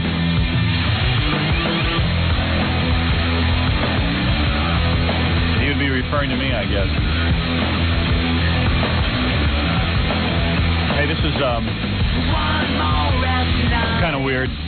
We got Henry back on the phone for 1 second. Henry Hill, who the movie Goodfellas was made about. He's going to do a tour for us of all the dead bodies. And if you remember in the movie, let me just get him on real quick again. Henry? No, you got me, man. Hold on. I don't know where you... Oh, I see. Okay. Henry? Yeah, hello. Oh, hold on a second. Henry, this is on our phone now. You know the guy that Jimmy kills in the movie Goodfellas, Spider? Yeah. Who is Spider again, Robin? That's the guy in the young kid, the young right? waiter. Well, his sister's on the phone, and she wants to ask you something. Go ahead. Hello. Marie? Yeah, I'm here. Go ahead. You can ask Henry your question. This is the second time I'm asking this question. Go ahead. What did you do with my brother's body after you dug him up from the cellar of Roberts and dumped him? Yeah, because didn't you want Henry, when he does the tour of dead bodies, to show us where Spider is? Exactly. They tried to find him and they couldn't. What do you mean? The feds dug that up. He's full of it, Howard. What do you mean the feds dug it up? Henry, give me a straight answer. No, seriously. Well, do you know where Spider's body is? Of course he does. No, it was down in the basement over there. You don't think it was ever removed from the basement, Henry? No. Didn't you guys take it up state and bury it? No. That was Spider you took up. Oh, that's right. That was the other guy. So Spider you just left in the basement? Mm-hmm. You guys took in the movie. Liar, Howard. In the movie, you guys took him out and buried him. Yeah, but it disintegrates within 3 months. The body, the whole body, with the lime. You're saying. Mm-hmm. So where did you put the body in the first place? In the basement. In the basement of. You dug him up when you got a tip that they were coming to dig up the cellar. I know these things, Henry Hill. Listen. Me. What? Well, why do you think Henry wouldn't tell you where Spider's body is? Was Henry in on the digging up? Henry was in on the burying. He was there when my brother was killed. Right. Yeah. He admits that. Yeah. And then he was buried in the cellar. Right. And then they got a tip that the cops were coming to dig up the cellar. And he and his friends got rid of my brother's body among other bodies. Is that true, Henry? Well, I don't know, because at that point I was in the witness protection program at that point. No, he wasn't. No, yes, I was. This was 26 years ago. Mm-hmm. 26 years ago. So don't let him tell you that he was in the witness protection. Well, why wouldn't... let me ask you this, Marie. Why do you think Henry wouldn't tell you where your brother's body is? Because he's a moron. Oh. Yeah, right. Now, Henry, the woman's got a right to be upset. You got to admit that. All she's got to do is call John Cap over there in Brooklyn, Queens. Henry, you didn't... No. Who's John Papp? No, Cap. Who's John Cap? Mm-hmm. Who is that? He's a Fed. He's a Fed. And he knows where Spider is? No, he doesn't. I'm telling you, Howard. Marie, why are you whispering? I can barely hear you. Who? You. Me? Yeah, why are you whispering? I'm not whispering. And maybe that's the way I'm coming across. I'm very angry. Right, there's a lot of anger inside you. I just wish you could be loud angry instead of whispered angry. Well. Because I'm having trouble hearing you, that's all. If I get loud angry, you know how Italians are, Henry. I don't have any... Look at Marie and Henry are bonding. Marie, call the Brooklyn Queen's office over there. Howard, do me a favor. Yeah. Get him alone. Talk to him alone, please. And we'd like some closure in our family. We really would. Henry, would you mind describing for us how weird it was the night Spider was killed? I mean, in the movie it was bizarre. Yeah. It didn't happen that way. He was not shot in the foot. He was not? No. Henry, is that not true in the movie? No, he was shot first in the foot. He was shot in the thigh. And the thigh, the leg. Yeah. And then, did you know what struck me as odd? That all the mobster guys were so afraid of the Joe Pesci character that they didn't say anything or do anything. I mean, he clearly was out of control. Yeah, he was. He was a nut. He was a little soft. Did you feel bad about Spider, Henry? Of course. Yeah. All this guy felt bad about is that he couldn't get any more drugs for a while. Oh, Spider was providing drugs? No. Spider dealer. Spider what? My brother was just a coffee boy because he was working off a gambling debt. You're saying Spider was a drug dealer? Marie, I don't even want to get into what your brother was doing, okay? My brother was paying off a gambling debt. Well, what are you saying, I Henry? got that from Paul Vario. Let the kid rest in peace. Listen, let the kid rest in peace. Well, what are you saying he was doing? You're saying he was dealing drugs? And a lot of other things. Yeah. Like what other things? Nah. Well, you're going to make an accusation. Why don't let's hear it. I don't want to get into it on the phone. On the phone? Well, where else are we going to Where are we going to get into it? Seemed to me in the movie they paint him as a kid who was just working an in innocent. He wasn't even a kid. He was in his late 20s. Really? He was doing a lot of things he shouldn't have been doing. So were you. Like what? Gee, I wonder why. So you're saying he deserved to die? No, not at all. Not at all. All right, so you're saying to her that you swear you don't know where her brother is? No, and... Yeah, you believe him, too. I didn't say I believe him. You just said, what am I supposed to do? Marie, I'll put you in touch with someone tomorrow. Yeah, hey, Howard, who's going to talk to a rat? We are. Talk to a rat. You are and I am. Except you. Well, what about you? I want to know where my brother is. No, that's what I'm trying to find out. He's saying he doesn't know. Why would he not tell you where your brother is? I mean, what's he got to... Why would he keep that a secret? He can't go to jail for it, so... Because he's a creep. Oh, I see. Do you think that he's going to come here and show us where 6 bodies are, Marie? Well, I don't think he's going to come anywhere. Uh-huh. I think he just likes the attention he's getting. I see. What do you think of Henry doing a pizza commercial? I think it's sick. Right. Him and Gravano are hand in hand, boy. Let me tell you. Well, you know, she's got a point. Gravano has the nerve to walk around with no disguise. Yeah, and Henry doesn't have to pay any money to the victims or that's families. Another thing. I wish I knew where he was, boy. Who, Henry? He shouldn't be making a dime for anything he's doing. Listen, I'll give you my attorney's number, Robert Simmels. Call him up and. Good for him. That's nice. And what's she supposed to? And what's she supposed to do with that number? I know what I'd like to do with the number. What? What would you like to do with it?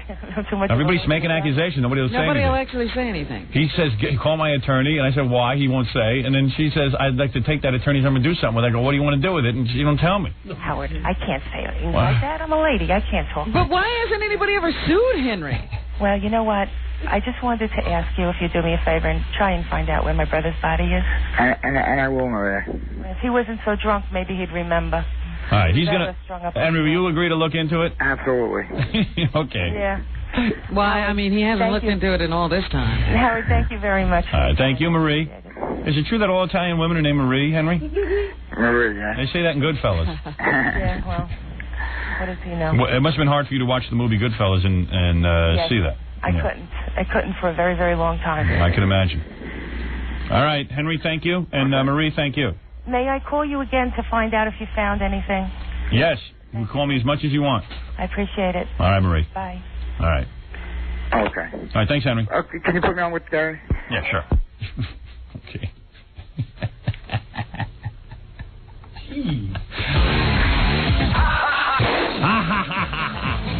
Happy to stand by the Lord who saved you. I got to tell you something. That's the best. I don't know why it's so fascinating to listen to guys from the mob, but it is. Oh, please, because they're dangerous characters. Yeah, I know. It's just wild. It's just wild. By the way, this controversy continues about Tiger Woods. And there's an editorial in the New York Post. How do you label Tiger? Who is he? What is he? I am here to say once again, in case someone missed it, Tiger Woods is black. End of sentence. What did the article say? What did they call him? Nobody knows. Some people think that Tiger Woods is not black, and that Tiger Woods himself doesn't think he's black. He considers himself some other race that he just made up. Coblinasian. Yeah, please don't twiddle around with foolishness. If Hitler came back tomorrow, he'd say, Tiger, in the oven, you're black. Trust me. Well, it's not Hitler's time, so Right. maybe we've gotten past all that, Howard. Yeah, Why well- are you wanting to harken back? He's just trying to say he's not black. He's black. B-L-A-C-K. And what is your investment in having him be black? I'm just telling you he's black. Tiger says he's a blink. He's a black and a chink, but he's black. Do you see any Chinese in him? I look at him, I don't see any Chinese. And I will, as a matter of fact, the American Census Bureau has now come under attack, which I'm a big fan of the American Census Bureau. Really? I like the job they're doing. I like the fact that there are only 5 categories of human There being. shouldn't even be 5, according to you. Well, actually, you could narrow it down to 3. But all right, there's 6 categories. They're now screaming, the United States government, a lot of people. I was thinking, you know what, I was thinking about, you read off the 5 or whatever categories there are yesterday. Right. What is an Indian from India? Yeah, that was An Indian from India is an Indian. Was Indian on there? Yeah, there's, I wish I had the paper with that. One of them was Indian Eskimo. Yeah. Right. Would they be Indian Eskimo? Yeah, yes, yeah. No, Indian, any kind of Indian. Because American Indians from India are the same color. They are not. Those are Indians. They are not that Indian Eskimo category. Yep, that's it. They're Indians. They don't say what kind of Native American is different. They don't say that. They say Indian. A Native American wasn't on there. Right. Because no one buys into that in the census. That's a load of bull. American Indians are black. That's all. That's right. American Indians are black people. You are amazing. I got it all figured out. So what we're going to do next week is have 6 people come in here. And you will take the official category. I will do the United States Census right on the air, proving that the United States Census is correct. Also, John F. Kennedy's head will be here next week, hopefully, if I got that all worked out. Also, later on in this program, we'll talk to that 14-year-old kid who's now involved in a bitter suit to get back into high school. And Dominic will be calling in, too, because he talked about me in high school. Mike Walker's on the phone. It's time to play the game. Good. We'll be playing the game. What is Mike Walker, by the way? Mike Walker is white. I see. Mike Walker is one of the whitest people I know. In fact, he barely tans. And why is there a category called white when everything else is tied to a continent? I'll explain that all next week. Please, don't get into it. Let me, before I get to that game, and this is important. What is it, Gary? Do you have a question? Okay. For those of you who were looking for dog and cow and chicken bestiality pictures on the internet, I found a place. Oh, you have? Yeah, I found a place. Now, you finally rooted that out. Yeah, I mean, because, I've heard about all this, and quite frankly, most of the pornography that I find on the internet is just like stuff I can get in Penthouse and Playboy.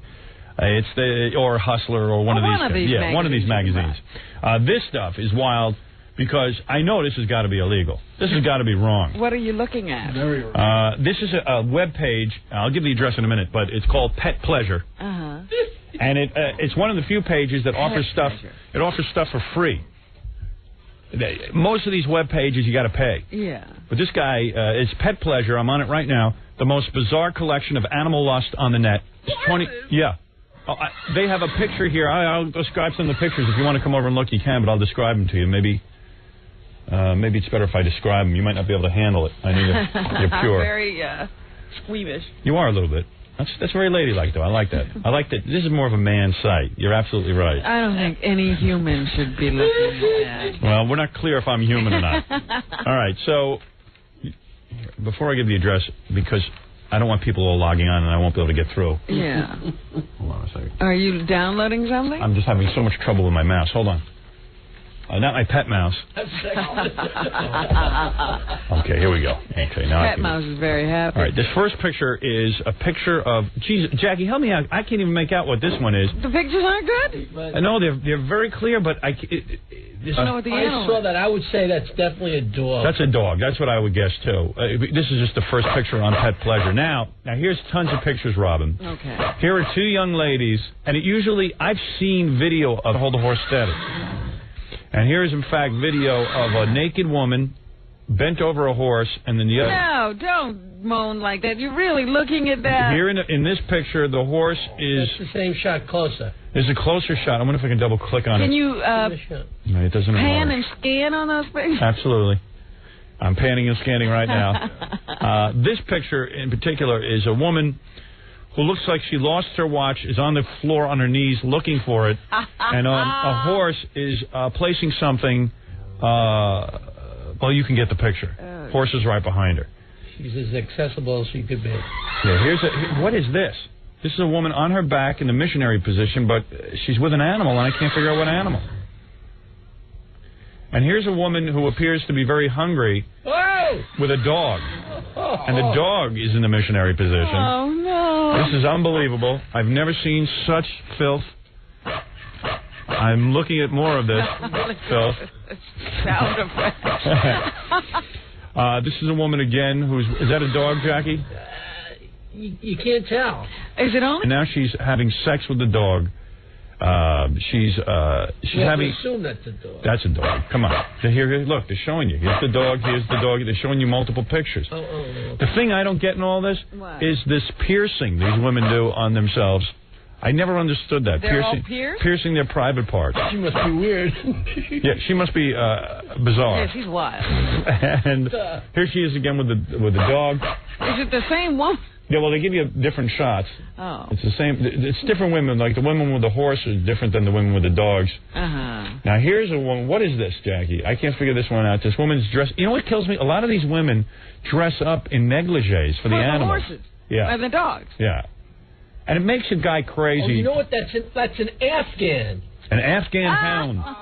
Is that? Yeah, I see it now. Now, right, there's his head. Oh, my goodness. And what kills you in this picture is she's got on pink stockings and heels.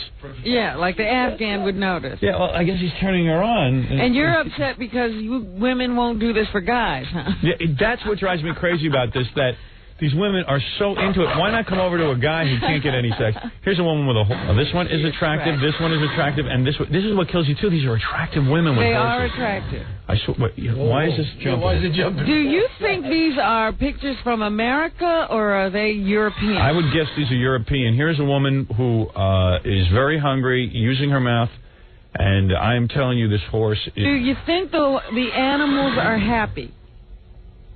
Yes, I don't think there's animal abuse here. Look at that. Look at that. Yeah. Ready to burst. He's ready to burst. You can see everything. Oh. The horse is completely excited. Wow. People, please. You want the address? No. Right, you got to see this. This is something. Now, again, they even say you got to be over 18 though to review this. Yeah, you shouldn't be young and see this. Don't look at this if you're young. Crap. Yeah, because this will really pervert you. Let me see. Now, what is it? What is this? Jesus, this is wild. Only dogs and horses, though. No chickens. No chickens. I've seen movies with chickens from Germany. So I don't know what to tell you. What is it, Gary? You want the address?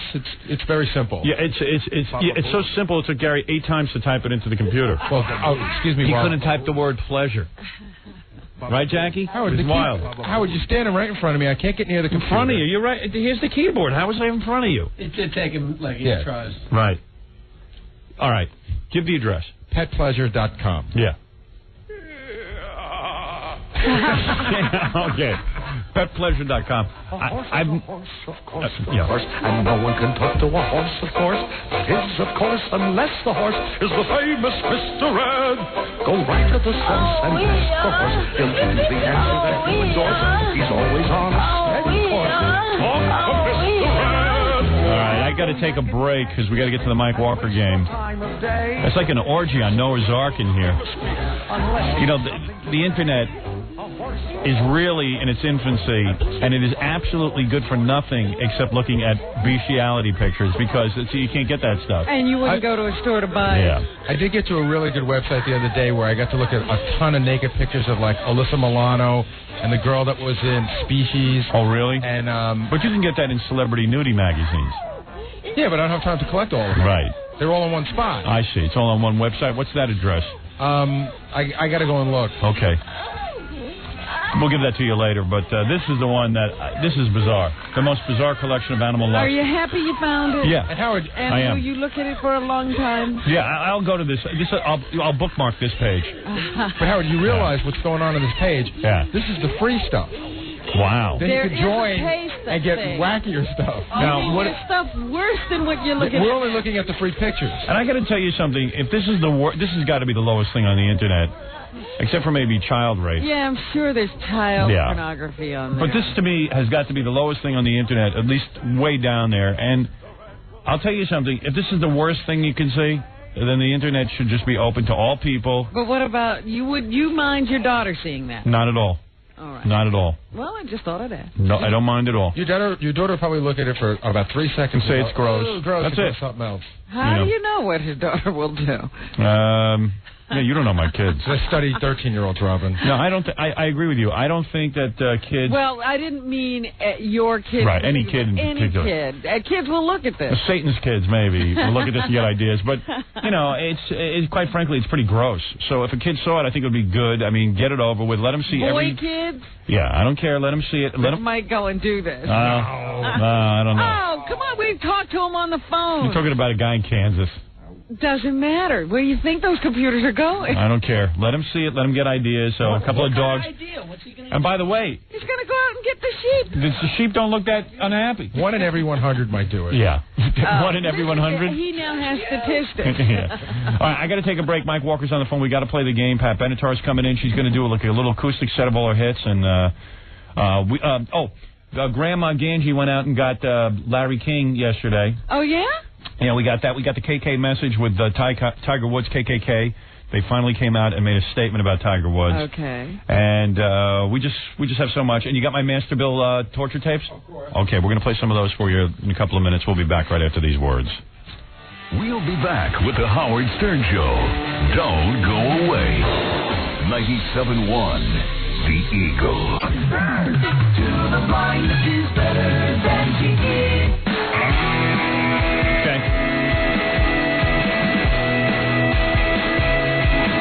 WQBK in Albany, WCCC in Hartford, KXTE in Las Vegas, WMFS in Memphis, all part of a growing network. In fact, what is the name of our network, Robin? It is the Stolen Vehicle Recovery. What? Police Recovery Network. The Stolen Vehicle Police Recovery Network. We're brought to you every morning on the Stolen Vehicle Police Recovery Network, and we're proud to be here. Why don't you do the Mike Walker intro? Here we go. Inquiring minds want to know. I really want to know. Big secret revealed at last. Milton Berle has 2 coffins prepared in the event of his death. 1 coffin for his body and 1 coffin for his penis. Suddenly, Susan star Brooke Shields was secretly replaced with a wooden mannequin for 3 episodes. And no one in the cast noticed. Billy Crystal detained by airport security at LAX for carrying a bomb in his luggage. All of a sudden, I'm in the middle of this massive anxiety attack. My heart's beating like a wild man, and I start sweating like a pig. Search reveals the bomb to be a video cassette of Billy's last movie, Forget Paris. Let's find out all the facts with Mike Walker, gossip editor for the National Enquirer. Wow. What an intro. What an intro, indeed. Like a conquering, like a Julius Caesar, you come on the radio. And let me tell you something, you better treat this guy with respect because Attila the Gossip is the head of the National Enquirer gossip page, and he will wreck your life if you treat him the wrong way. I know better.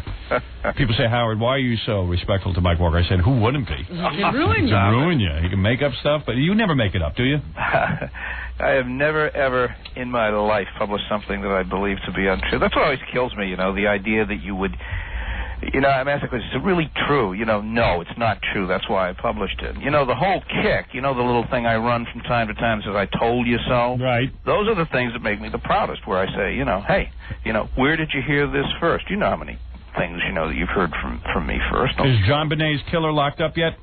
No, but they're preparing a cell for Mom for Mother's Day. This is the latest psychological torture they're working on her. No kidding. Yeah, they have actually set aside 2 cells in the woman's section of the Boulder jail. An investigation. This is wacky. Well, They they've got really to do that. They've got to. I mean, they have no other chance. There is so little forensic evidence. Wow. They've got to get her to crack. And what they're saying to her is, look, the forensic evidence is coming back. We got enough back, we think, to charge your client. That's what they're telling her attorney. Do you think Boulder, Colorado is in the United States of America, Robin? No. I got a feeling that if it is, we ought to get rid of it. They're practicing psychological torture out there. You know, how come the other night they had I saw this on like hard copy or something, which is basically the National Enquirer stories on TV, or something like that. You know, it's a very similar show, and it was kind of weird that they were saying they found a woman that had an affair with John Bonet's dad. Yeah, a young woman. Yeah, and then he comes from a sexless marriage, he was saying, and they never have sex, him and John Bonet's mother. And he used to dress her up? Well, she was a really thin, now she's fat, but she was really thin at the time. I would take that woman that you saw with a very large grain of salt. Oh, really? Yeah. Although it is true, the sexless marriage part is very true, and you remember that. How do you know that? He knows everything. He knows every goddamn thing. How do you get that information? Because he used to go to bed with the 2 of them. I don't know. I don't know what the hell it is. He just knows stuff. Crawl in between. Yeah, I mean, if Mike Walker was on the police department in Boulder, this case would have been solved. She would have already been in the electric chair. Both exactly, Howard. Yep. Exactly. That would have been it. Exactly. Who knows?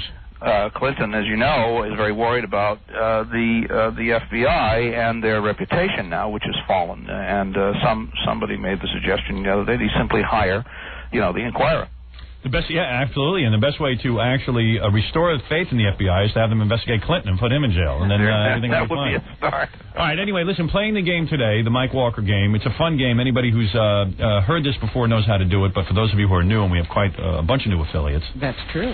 What you do is you listen to Mike's stories. One of them is false. He gives us 4. That's right. We got to pick out the false one. Playing our game today, let me introduce the panel. A woman who will appear on Jeopardy on Monday. That's right. She will lose, but let me tell you something. It is a fluke. What they did was they matched her up against Mark McEwen, who it turns out is some kind of Jeopardy genius. Otherwise, you would have won. But that airs. Well, like I said, we expected that I would be pitted against Baywatch Babe. Right. Oh, you're going to be on Jeopardy? Yeah, she does great, but Mark McEwen evidently gave me a ringer. Yeah, he's a ringer. He's a guy who actually took the regular Jeopardy exam, and passed it, and has been dying to play Jeopardy. All the other celebrities would never have matched up to Robin. This is absolutely an outrage. Oh, right, yeah. She was supposed to be playing against Donna D'Erico and Tori Spelling.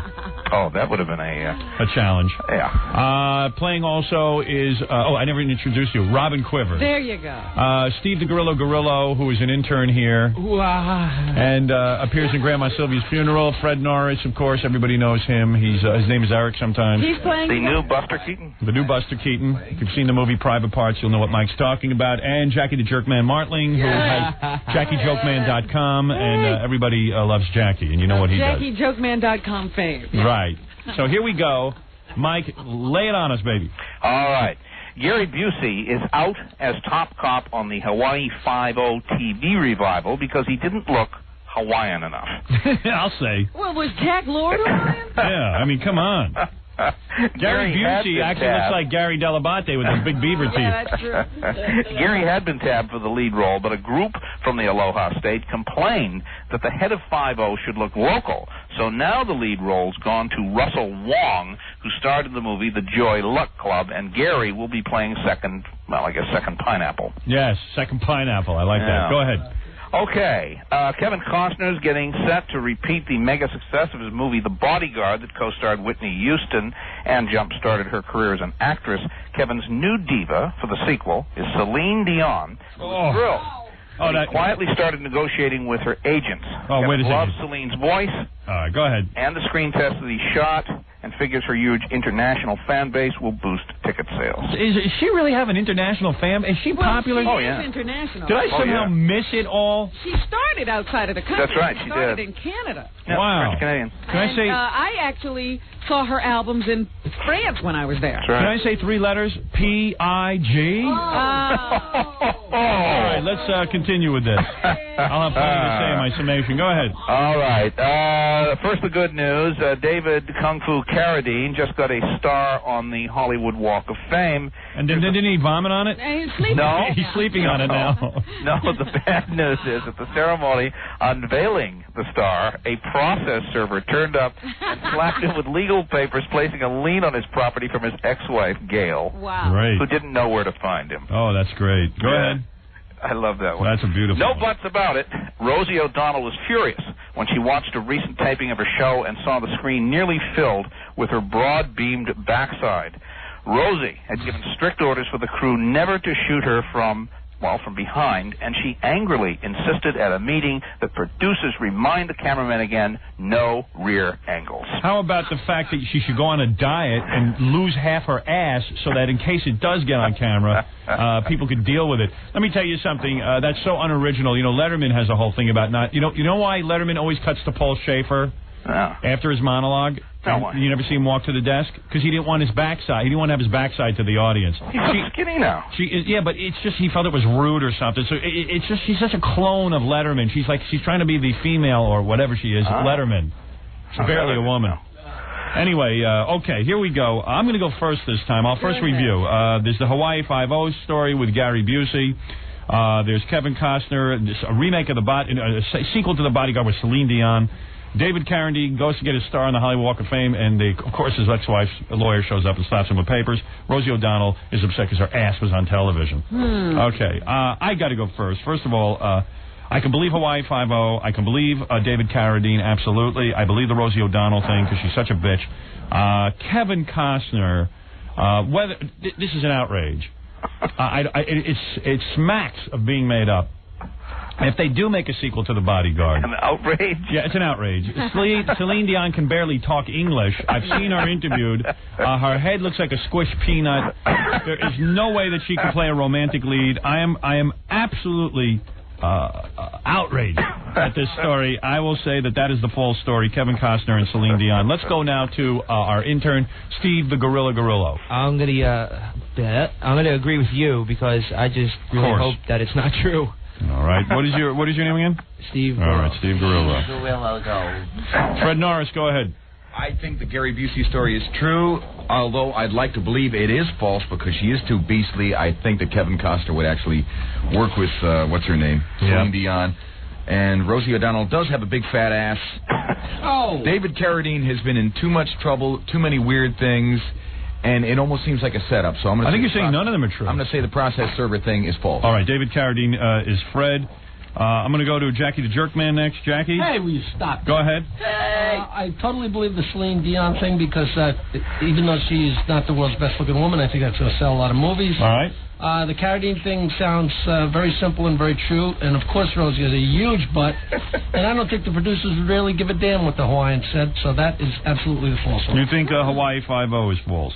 Interesting game this week. Robin, we're going to rely on you to clean up, as they say. Go ahead. All right, I definitely believe the Rosie O'Donnell thing. Of course, because she has a big fat ass, and you could believe that she wouldn't want a big fat ass on TV. And I believe the Hawaii Five-0 thing for whatever reason. Right. I think the question is it Kevin Costner or David Carradine that's the lie? Right.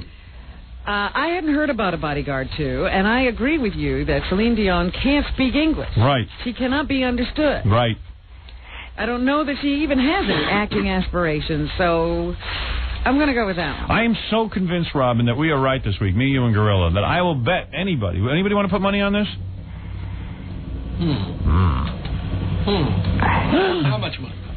Well, you name it. All right, I can see nobody's betting. Nobody's so sure of themselves. All right, let's turn to Mike. Let's just remind you that myself, Robin, and Gorilla all say Kevin Costner's false. Jackie says Hawaii Five-0, and Fred says David Carradine. Yes. If you want to bet, go ahead. Is the bet if you're right, you win. If I'm right, I win. And if right, and otherwise it's a wash. Right. $50. Okay, you're on. $50. Anybody else? $50, and Jackie picked Hawaii 5-0 Gary Busey. Hawaii 5-0 Gary Busey, right? Yeah. All right, let's turn to Mike Walker. I got $50 on this. Okay. Feats don't fail me now. Howard, I am the just... money. What is the answer? I'm already in trouble. I almost can't speak. I am so overjoyed to finally see in 1 week not only Howard, who has needed a win very badly, take one, and Robin too. And I think it's the first time you both won together. Yes. Am I right? Yes. So we win. You win. Yes. The classic is here. $50. $50. Good idea. Kevin Costner. When they hear this, I'm sure they'll be on the phone to each other. Kevin Costner's agent. I love taking money from Jackie. Robin, I told you to get in on this. You know what? Thank you. There's no greater pleasure. I almost went for it, and then I said, nah. There is no greater pleasure. I don't trust this game. I don't trust Mike Walker. 50 big ones. Put it in your pocket. That's how you make money. Absolutely. That's how you make money. That was amazing. Easy You and Robin does it. both winning. And Gorilla, too. Yeah, and Gorilla, of course. Look at Robin kicking herself. Gorilla's always a sleeper. Robin is kicking herself on the head. She didn't take 50. I could have taken $50. Because Robin, there's no better feeling than taking the 50 from Jackie. I won every week until this week. You bet. That's why. You know you lose to me every time. You're a loser. You lose to me in basketball. You lose to me in every bet. Money goes to money. Yeah. You can never win when there's a consequence. There's only one time I won. $500 because you're stupid and lost Jeopardy, Robin. Shut your yap. Oh, boy. All right, that felt good. That is true. I did lose that. That felt better than talking about Rosie's butt, Robin. From now on, I'm going to bet against you. Good man. Yeah, back your... Mike Walker, thank you. Thank you. Let me just say you are the editor of the National Enquirer gossip page. You're on Geraldo every week on Friday. You're certainly coming up on television. You got 2 syndicated projects coming up. And what did I leave out, Robin? I don't think you left out much on and he's in the middle of solving the John Bonet case. Right. On Geraldo today, by the way, we discussed Seinfeld and Shoshana. Oh, yeah? The real story there. Anything we need to know? Tune into that. What broke him up? He dumped her. Yeah? Why? Yep. Well, the deal always was, you remember when we went to the father a few years ago, when she was about 12 and she lived with me? Yeah. The deal always was, she was, 17? Yeah. The deal was that when she graduated from UCLA, she would come out here, she got to live with Jerry, even though she was very young, and when she left UCLA, he would then marry her. So she graduates this spring, she started putting pressure on him for the date. So when she gave him the ultimatum, Seinfeld sat her down, he said, look, I don't think we can do this. I think you are too immature for marriage. Oh, man. Oh, man. I say, here's the real reason. He got sick of those big, sloppy melons. You know what? That's the end of it. The way Mike Walker paints the story, he's Elvis. Yeah, he sure is. Indeed. She got too old. That's the problem. She's 21 now. Confess, Mike, he already had the milk. Why buy the cow? Something like that. Now, why didn't her dad know that? Who knows? Come on. Who knows? They got caught up in the fame. It's a funny thing. If any other 42-year-old guy came to you, right, and said, hey, can I live with your 17-year-old daughter? He'd kill him. You'd throw him out in his ass, right? Yeah, more. But it's Seinfeld. Yeah, it's Seinfeld. Or it's Elvis. They get what they want. Yeah. I'm waiting when I get what I want. Well, Howard, if you showed up at anybody's house and said, hi, Howard Stern, could I take your 17-year-old daughter? They'd say, sure. Yeah. In fact, next week on the show, I'm going to do that. I'm going to try. He just dumped her. He dumped her. Yeah. Wow. Amazing story. Mike Walker knows all. How he knows all this, I don't know. What's he doing now? Who's the next prospect? There is really no prospect. He's just having a little fun out here. She's dating in New York, but she's upset. She's unhappy. Yeah, well, yeah. As we all are. Mike Walker, thank you. Okay. See you next week. Okay, thanks, Mike guys. Walker, the editor of the National Enquirer. I've been sent by the Lord to save you. Howard Stern. I've been sent by the Lord. I've been sent by the Lord. I've been sent by the Lord.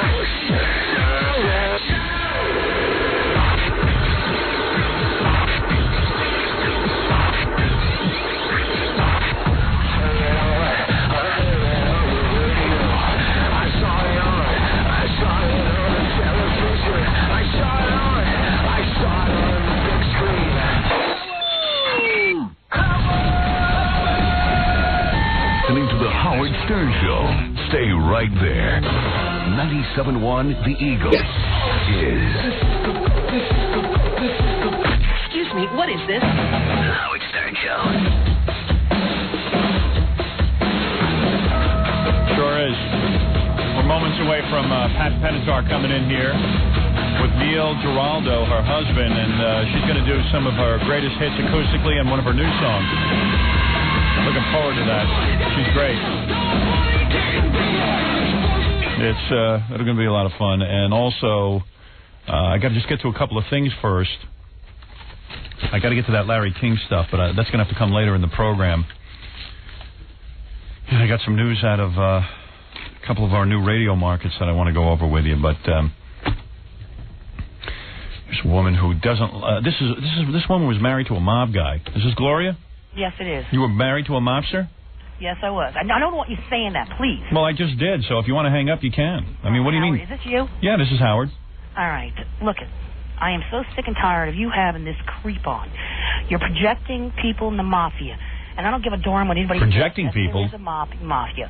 Yes, not you, him. Okay, but you're letting this guy come on your. I'm not projecting him. I'm promoting him. You're saying? Is that what you're? You're projecting. I'm projecting Henry Hill. Wait a minute. No, I'm just asking. I'm trying to understand what you're saying. You're saying I'm projecting Henry Hill? No. All right. Let me start all over, okay? I'm a little excited. I didn't realize it was you on the phone. You're excited how? Sexually? No.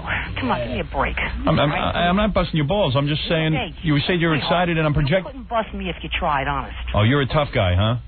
No, I'm not a woman or man? Yeah, she was married to a mob guy. So you know mob wives, they all try to act like mobsters themselves. No, that is not true. You couldn't bust me. Meanwhile, you can't keep your man in line.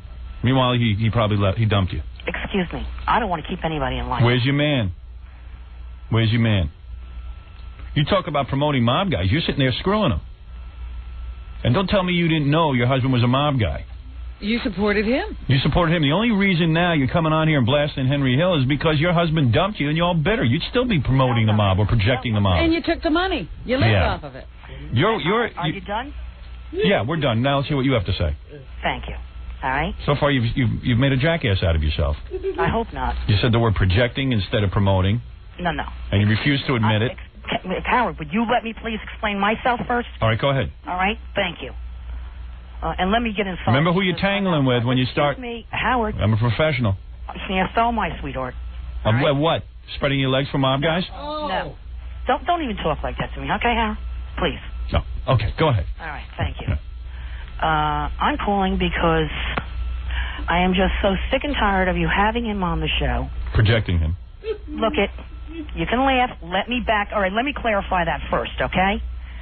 I said, yes, I did say projecting him, and you're right, I was wrong. Okay. I was excited. All right. Sexually excited? Excuse me, let me finish, Howard. All right, go ahead. Before you try to make a fool of me again, all right. Okay? All right.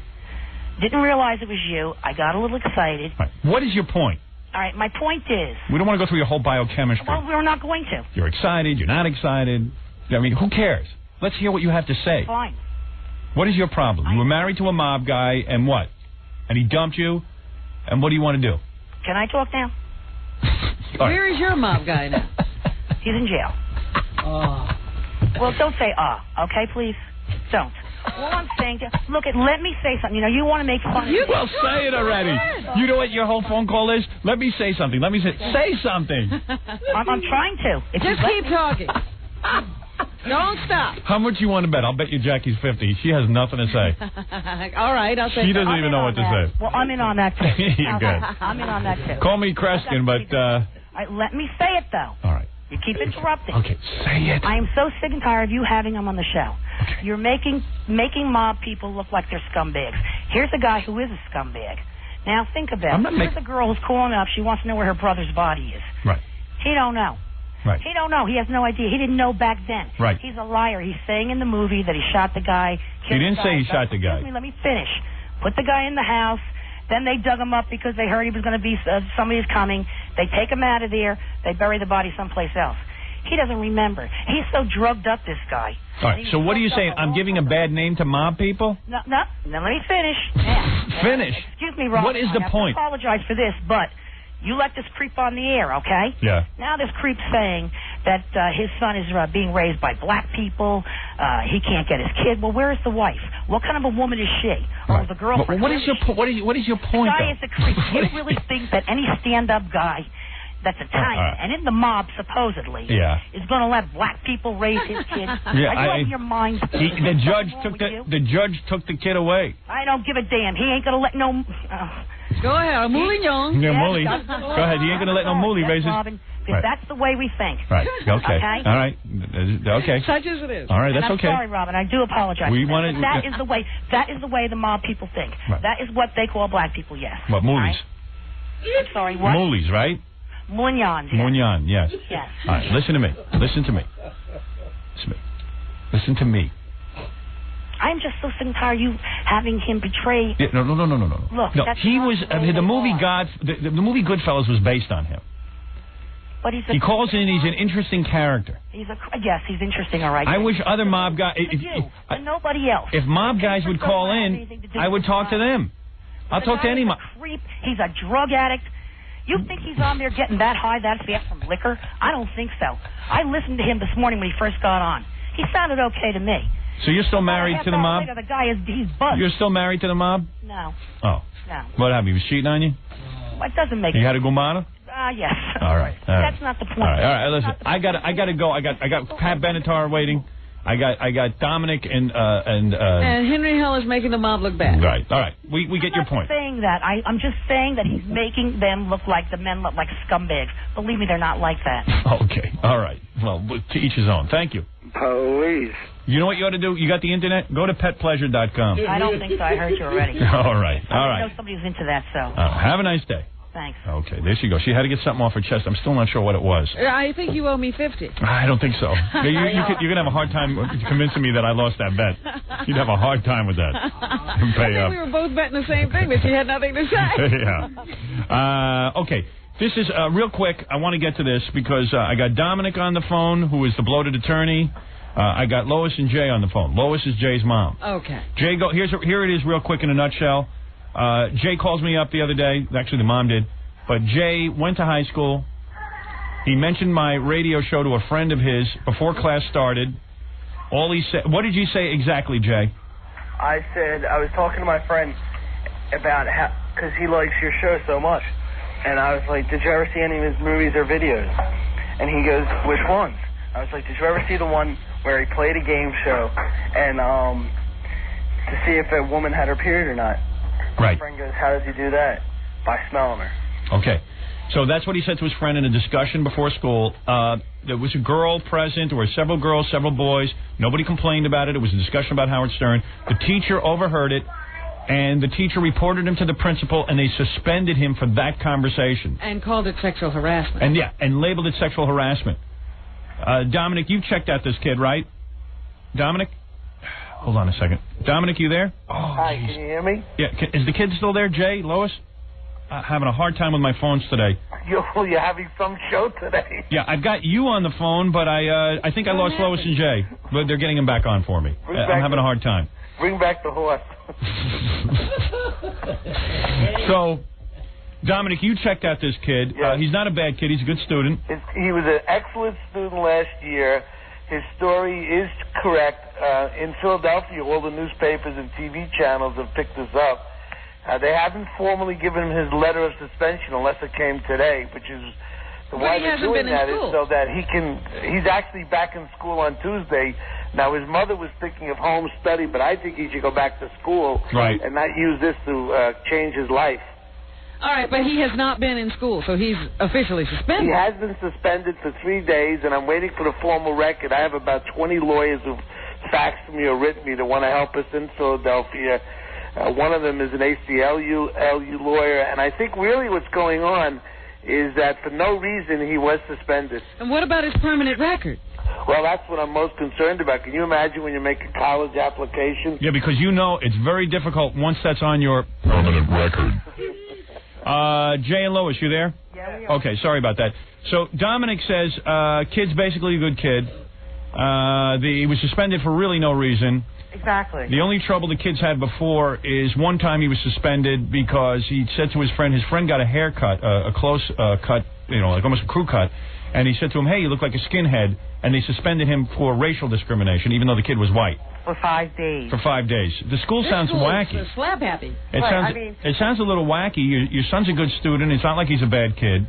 No. And now they suspended him for mentioning my name. Now, if anybody mentions your name or brings in a newspaper or talks about anything that's going on with us, they're sent right to the dean of the school. Is that right? You know, this is a headline in the newspaper out there. Shock jock goes to bat for teenager. Yeah. Banning talk of private parts. They got a picture of Jay here. Stern discipline at UD High.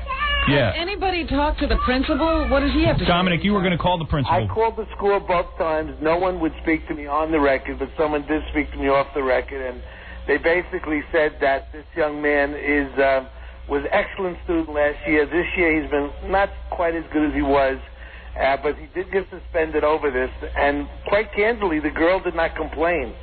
It was listened. A teacher heard it. There is no... Is this a public school? Mm-hmm. Yes. There is no girl coming forward and saying that she was harassed by his comments of listening to your show. He was discussing topical events. Come on. Sounds like the principal has a bug up his ass about me, or... Well, the teacher, too. I mean, why would you even send... There's no reason to send him to the principal's office for that. I'll tell you, Dominic, no offense, but the people who have created this environment where principals and teachers are afraid of everything are the lawyers. There are kids screaming sexual harassment as soon as you bring up, if two kids are having a conversation. So a lot of this is happening, but this one sounds so absurd and so outrageous. Dominic, what's going to go on now? How's this kid going to get back in school? Well, he's going to be back in school on Tuesday no matter what, and then he has a right to go through a process in the school system of filing an objection, which will be done. And I hope that they get the letter today. I think it was really smart on the school's part not to send the letter right out, because by the time you get the letter, he's back in school. Yeah, because this is absurd, isn't it? Yeah, of course it's absurd, and it's really against what we all teach our students about freedom of speech and all that. And, Jay, you don't want this on your permanent record, right? Of course not, because I want to be an FBI agent and go to a good college. I can't have this on my record. Yeah, so you don't want it on the permanent record. So... I mean, this is just the absurdity is... So what is going to make this situation happy? They're going to get written up, and a second warning, they get suspended. They're not allowed to read newspapers. Yeah, it sounds absurd. What good is going to school if the whole idea here is not to think or know anything?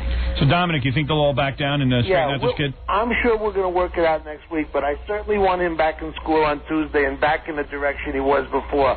Let's not make all this fame, because he really is on all the papers and all the TV channels.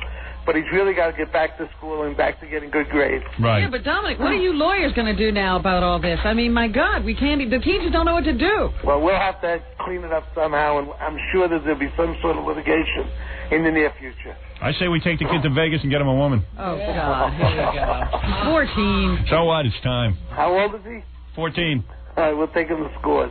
Yeah. Listen, my poor horses outside. They're very nervous, Howard. Hey, listen, you got Jessica Hahn, Dominic, into Playboy. Can't you get this kid in Playboy? Oh, no. You going to make some money? Please don't say that. All right, so Jay, we're on top of this thing, right? Are you satisfied that we're working on it? Yeah, thanks a lot. All right, man. All right, everyone be good. All right, and give me an update on Tuesday. All right. All right, I want to make sure it's not on your permanent record. I think he'll call you Tuesday morning. What was that? He goes to school Tuesday morning. Well, maybe he'll call him from the hallway on Tuesday. And get suspended again. I'll do it. Okay, man. Bye-bye. All right, take care. Bye. Bye. All right, so there's your update, Robin. We have gone... the schools are wacky anymore. Absolutely. We've gone berserk in this country. Remember, we've had in this year alone the girl who brought some aspirin to school suspended or expelled because he was carrying drugs or offering drugs, peddling drugs to other students. Yeah. You know, we got crazy stuff going on. Normally I don't get involved in stuff like this, but... Hey, it was your name. It was my name. I had to get involved. You jumped right in. Listening to the Howard Stern Show on the SVPRN, the Stolen Vehicle Police Recovery Network. Hey, you know who's out there is Pat Benatar, Yes, who is... Oh, did you see her? Hey, let me fix my hair. I want to get her in I here. know, you've always been trying to get Pat to notice you. Yeah, it's going to be a little harder this time because her husband's going to be sitting next to her. But that's never stopped me before. She is cute. Pat Benatar, so many big hits. She's got to have about $1 billion. I never thought her marriage would last. I thought though. Yeah, I was always shocked. I thought that... She married one of the guys in the band, Yeah, right? that never works out. But in this case, it has. Neil Giraldo's been with her for a real long time. And, yeah, bring in Pat Benatar and Neil Giraldo. Let me put my sunglasses on, Robin. I look a lot more handsome with them. It's been proven. I've seen myself on camera. Statistics show. The statistics show. You've seen me on camera with my regular glasses. It's not fun. I like you and your regular Do you really? glasses. Yes, I do. Well, Robin, I'm going to have to veto what you just said and put on my dark glasses. What can I say? I think I'm more of a man of mystery with my dark shades. Well, that's for sure. Pat always likes to wear something sexy. Always wears something sexy. Yeah. It's a big winter coat. Your husband's sexier than you. What the hell is that? Showing things. Neil's showing like a short little T-shirt and showing some skin. And look how cute you are. God, I'm talking to your husband. Look how cute you got to take that coat off. Pat, what are you wearing? What is that? A winter coat? I'm freezing. Are you really? It is. It's very cold in here. Pat, nobody wants to see you like that. We're also on television. I mean, no offense. I mean, you're so damn cute. You got such a tight little bod. I can't imagine that you're not going to show it to us. Gary, start a fire in here so it's so hot that Pat has to take off her clothes. What are you wearing under there, though? It looks like a see-through kind of outfit, isn't it? It's a beautiful, some kind of very nice outfit. I never thought the two of you would stay married. I thought Neil was going to be cheating, or you were going to be cheating, like so many celebrity marriages, and yet you've remained faithful to one another, I assume? Absolutely. Yeah. Neil, you never bring home other girls for Pat? Or, yeah, maybe they're having some wild time at home. In other words, it's just the two of you involved in this since... How many years you been married now? 15. 15 years, and you two never bring home girls or guys? No, we have daughters. We're full up. We have daughters. Oh, yeah? How many daughters? Two? That's nothing. Wait till you have 3. I'm presently involved in that situation. You're done, right? I'm done. You had enough. I've had enough. Yeah, no, it's tough. It's tough bringing up kids. Really. How old are the kids now? The oldest one's 12, the little one's 3. Oh, is that right? Yeah. Oh, yeah. You did family planning like me. Yeah. I've got a 13-year-old, a 10-year-old, and now a 4-year-old. I'm pretty worn out. I was dressed in Esmeralda this morning. Yeah? Esmeralda dress on. Oh, yeah, you got the Esmeralda thing? Yeah. Anybody who's a parent knows what Esmeralda is. Absolutely. What's that all about? Remember that costume? I had to beg, borrow, and steal to get. Yeah, I remember you had to go all over and pull a lot of strings to get one. Yeah, I had to get on the radio, and I don't like to do this because it's wrong. I mean, why should I be privileged? Why should your kid get something you didn't go out and stand in line to wait for? Right. And then all of a sudden I said, you know what? Screw that. I got a radio show. I'm going to use it. The kid wanted Esmeralda. The kid screaming. And there's rip-off Esmeralda costumes, and there's a real Esmeralda costume. Oh, of course. And you can tell the difference. Don't bring yeah. In fact, she started crying because I got the rip-off Esmeralda first. She said, this isn't Esmeralda. And I went, who the hell is Esmeralda? Who is Esmeralda anyway? I don't even know. It's some tape or something. I don't know what it is. Really? Hunchback's girlfriend, yeah. Oh, my. Yeah, some screwball who was into hunchbacks. Oh, stop it. You know what I mean? I said, what are you emulating that? That's no role model. I said, what are you going to start dating hunchbacks? You know, that cartoon is dangerous. That'll be my luck. Quasimodo will come home and be marrying my daughter. I dread that. Although, is your 12-year-old into boys yet? Is your 12-year-old into boys yet? Not yet. Not yet, thank God. It's around the corner, though, I know. Yeah, it's coming, right? We're not so sure, though. Yeah. Because you know a lot of guys, as they get older and they're teenagers, going to go, hey, guess what?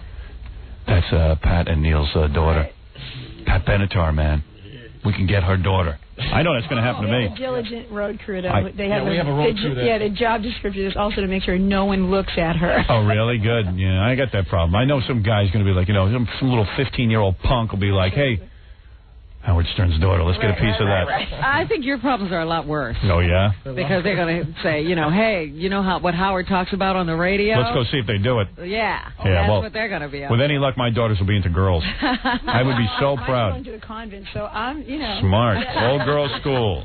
Listen, when we come back, Pat Benatar, I guess you have a new album coming out? Yeah, June 3rd. June 3rd it's coming out, so Pat's Neil's going to get the guitar out.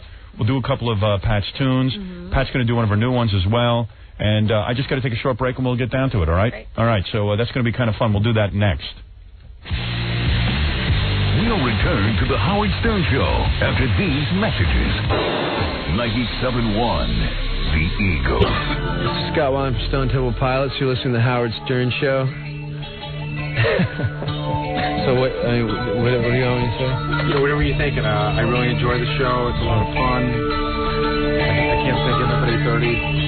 This is Scott Weiland, Stone Temple Pilots. However intimidating it was, I had a great time on the Howard Stern Show this morning, even being that it was 7:30 in the morning that I had to get up. Yeah. Anyway, Scott, you got it out.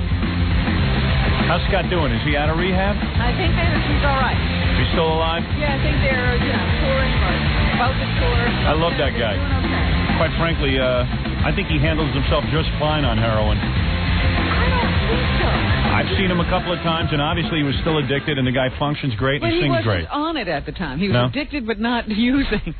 You know, it's a weird thing with this guy from Stone Temple Pilots, Scott. He comes in here always right out of rehab as soon as he cleans up, and then after I see him 2 days later, he's back on the stuff. Yeah, he like gets out of the studio and runs away. Is there something with me, or... I think you put him right back on the drugs. Now, Pat Benatar has a new CD. It's coming out in June, Inamorata. Inamorata. You guys were just telling me they went on Regis and Kathy Lee, and Regis said it right, Inamorata. But then when he introduced the song, he said that wrong. So, and did Kathy Lee even know who you were? Yes. Yeah, she did, right? But she doesn't dig rock, right? I mean, she's into Christian rock. Well, wait a minute. Remember, she did that Nirvana song the last time she was doing a stage concert here. She did? Yeah. She did? Didn't Do I she have a copy of that? Smells Like Teen Spirit? I got to get a copy of that. I will kill for that. If anybody has a copy of Kathy Lee Gifford doing Smells Like Teen Spirit, I will give my testicles to you. All right, and then I will kill myself and go up into a spaceship. Whatever it takes, man, because that sounds beautiful. All right, so it's Inamorata. Inamorata. And what does that mean? Lover. Because you two are lovers? All about love. Whatever. Well, the love must be good for 15 years. Every guy wants to bang Pat Benatar, and Neil seems to be doing a good job. You know what I mean? So that's available in record stores June 3rd. Right. How do you keep a woman like Pat happy? I mean, seriously, Pat, He's very neat. Is that what it is in bed, you mean? No, I mean, like you guys fell in love, obviously you toured together, and you wrote songs together and all that kind of stuff, but after 15 years, don't you get a little sick of each other? Yeah, no. No. No. Oh. My choice. I had to think about it. No. We're together so often. Yeah, we're all the together. time. It's like, 24 hours a day. Get close to that microphone, Pat. Anything we do, it's 24 hours a day. It's nuts. Really? So. You roll together all the time? Shell-shocked by this time. Wow. You never have any temptations, huh? There's no time for temptation. Really? I think if Neil were having an affair, he'd wonder where Pat was while it was going on. Right. You're right there. I've heard Neil's penis looks like a cobra, so that's what I've heard. Looks like a cobra. That should have been the name of the CD. What do you got? A major tattoo going on in your arm there, Neil? I'm going to get one of those. What do you got there? Let me see. I need something. Oh, you got nice looking arms. You're a muscular guy. You've got guns. Look at you in this. Yeah, well. Let me see that tattoo again. Jesus, that's major. What is that, an American eagle? An eagle, a bison, we got little thunderbirds, some Jesus, that's major. That must have hurt. He's got a big and detailed. That's a major commitment. That turn you on, Pat? You like tattoos? I love tattoos. You love tattoos. Well, then I got this one, too. This one I like. Let me see what you got. That's my daughter's middle name. Well, let me see that. See, that's the size I can handle. With a rose and a ribbon? Yeah, that's what I'm thinking of getting. I got to get one of those. Yeah, think about it a few more years, Howard. No, tomorrow I'm getting it. When you're 60, it'll be about time. Well, no, when you're 60, it looks like a huge bruise, so that's why I'm going to get mine at 60. If I get it at 60, I'll look like a young, hip guy. All right, anyway, you mind if I call out a few of the hits? Everyone's kind of excited about this because we asked Pat and Neil if I just, there's so many Pat Benatar hits that everyone loves. I'll just call it a couple. Do as much of it as you want. Okay. Don't you remember the old Mike Douglas show? The guys used to sit around by the piano. And with Ellie Frankel? Yeah, Ellie Frankel. How did you remember that? I used to look at that every night. Ellie Frankel. You want echo, Pat? Listen to this. You got any echo? You like this? Hear this. Hello. Hey. You like echo? I love, yeah. You do? But there's no echo there. I don't have any. Oh, I have all the echo. You have it. I don't hear it. It's your show. You get the echo. Scott, come in here and fix my echo, you bald freak. No hair on it. Not a hair on his head. Hair all over his body, hair on his back, hair on his chest, hair on the bottom of his feet, and not one patch on the top of his head. Never seen anything like it. You'd smoke 7 packs of cigarettes a day, too, if you looked like that. I was going through a list of all your hits. Here's the ones that I started to spiel out. Tell me what you think. You Better Run, Heartbreaker, Hit Me With Your Best Shot, of course, Treat Me Right, Promises in the Dark, Shadows of the Night, Love Is a Battlefield, Invincible. I could go on and on, but we'd be here all day, and then you'd be pissed off at me. So, what do you want to try? What should we try first? You want to try? Scott, are you going to come in and fix the echo? Oh, here he comes. Look at him. Not a hair on his head. There we go. Here's his song. Smoke, smoke. smoke, you know he must be near. Scott the engineer. Go ahead. What? Pat, say something. Hey. Hi. I still hear no echo. I hear no echo. Hello. Only on me. Hello. I don't even hear it on you. I don't hear it on him. No, I don't hear any echo. Now there's no echo.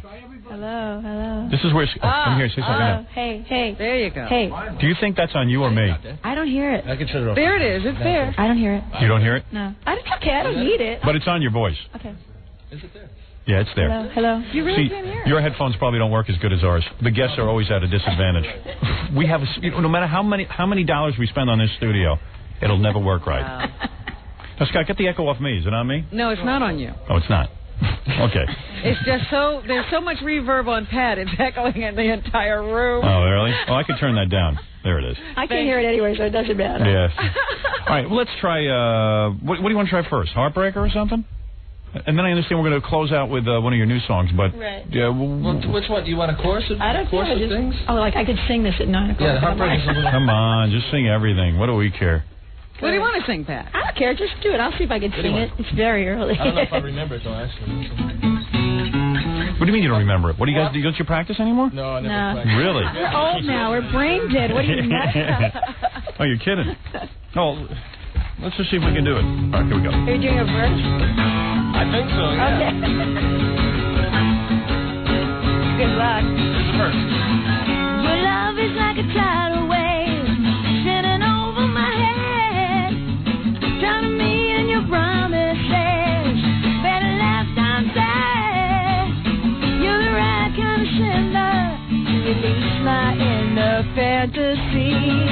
The invincible winner. Know that you were born to please. You're a heartbreaker, dream maker, life taker. Don't you mess around with me. Heartbreaker, dream maker, life taker. Don't you mess around. No. All right, now we're rolling. All right, now what about the... Wait, this is going to be good. This is like a test. This is a test. Honestly. Let's see if you can pass. How about hit me with your best shot? No, you got to You sing can it. play I'll that play it. You have. I never. I have to sing that. What is I it? never sing it. Well, I wrote some lyrics to one of the songs. Where are the lyrics? I lost them. Gary, you got them? Fred, you got I them? don't even sing it live. ever. Really? No, I make them come up and sing it. You do? Why don't you sing that anymore? I can't sing it. I've sung it for 20 years. I've had it. What do you mean? You're bored with it? I just can't. Yeah. What is this one to? What is this song to? What song is this, Fred? Your best shot. Okay, here we go. Oh, see, there you go. All right, this is about Heaven's Gate. Oh. You got a copy for Pat? Pat might want to jump in on this. You got a copy for Pat, Gary? Maybe with some new lyrics you'll be inspired. Yeah, but I rewrote it, okay? I'll start it. This is okay. 1, 2, verse, right? Out in California was the cult called Heaven's Gate. Silly bunch of misfits who met a stupid fate. Marshall Applewhite was the leader of the kooky. Was a bald gay man who thought that Jesus was a Wookiee. Those maniacs loved Hail Bop.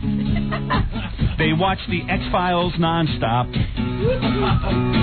They thought that an alien spaceship would fly them away. That's how it's... Okay, all right. Those maniacs loved Hail Bop.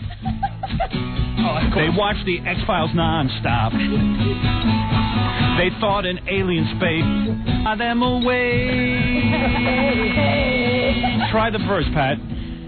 Nikes and were sci-fi freaks, a bunch of lonely, frustrated computer geeks, castrate themselves so they wouldn't masturbate.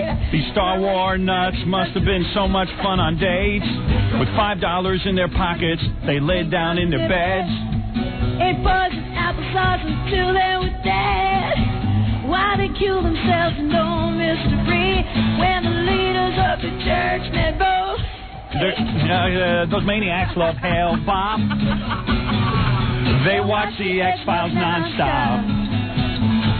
They thought an alien spaceship would fly them away. There you go. Now you see. Now you're inspired to sing that. You just need the lyrics to these songs. That's all. Change the lyrics. Yeah, every once in a while. What about Treat Me Right? Can we do that one? Oh, God. Is that hard? Can you lower the key? Yeah, come on. If I remember this. I don't think I could sing this. What are you saying, Neil? You guys don't remember how to do these songs? Really? That happens to you? Well, the old ones, you have to, you kind of have to refresh your memory. You do? Oh, yeah, it's a long time ago. You're kidding me. Don't try it. Try Treat Me Right. If it doesn't work out, we'll go to the next one. Oh, I don't know. All right. And then I forget the lyrics. Well, I think that's weird that you forget them. Really forget. I don't know where I'm going now, see. Hey, Neil, put that microphone near the guitar. Yeah. I get the chorus. Right. I can't just treat me right. I don't remember it. Treat me right. Howard knows You're kidding me. You really don't remember it. I haven't sung it. I never do it live, so I don't. Well, what about, which one? Do you remember Promises in the Dark a little bit? Okay, Promises in the Dark. Okay. Yeah, then you're really rocking. What about, here, I'm trying to pick ones that you would be into. I Need a Lover, Shadows of the Night. Oh, this is a nice key, too, in the morning. It is? Look at you. Neil, what's with you? Battlefield. Oh, Battlefield. All right, Love is a Battlefield. Go ahead. Try that one.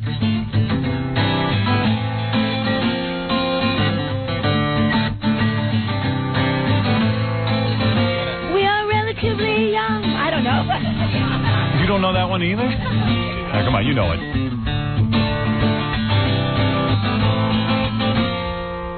You're begging me to stay. I'll just fire it. Then making me go. Why do you hurt me so bad? I don't remember. These are really hard to do, They are? acoustically, yeah. All right, what about Invincible, We Belong? Any of those easy to do acoustically? Oh, We Belong, we could do. We Belong. All right, try that one. I'll hit one of them that you can do acoustically.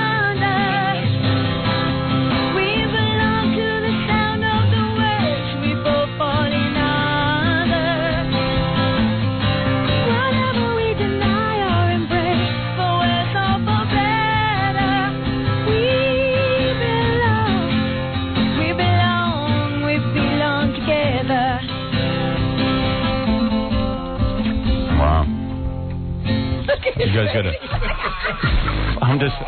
I'm sitting here thinking about what songs you can play acoustically. Oh, we can do them all acoustically. They're a little tough in the morning. Yeah. They are. It's very hard. What about this new song from the album? Can you do that one? You can do that? For 3 days in a row. Oh, you have been doing that? You can do that. All right. Okay, now this is from the new album coming out in June. Yeah. You got a bunch of songs on here.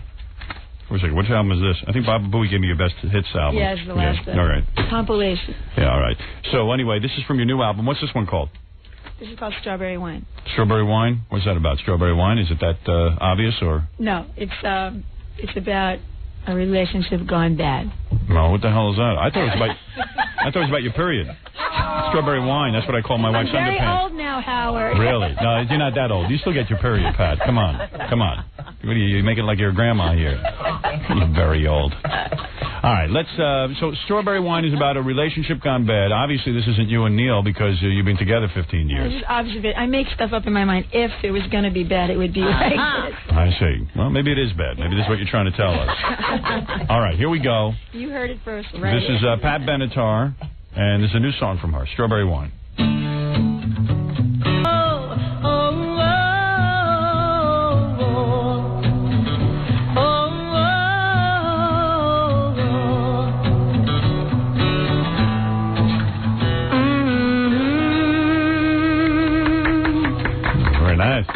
What are you making faces for?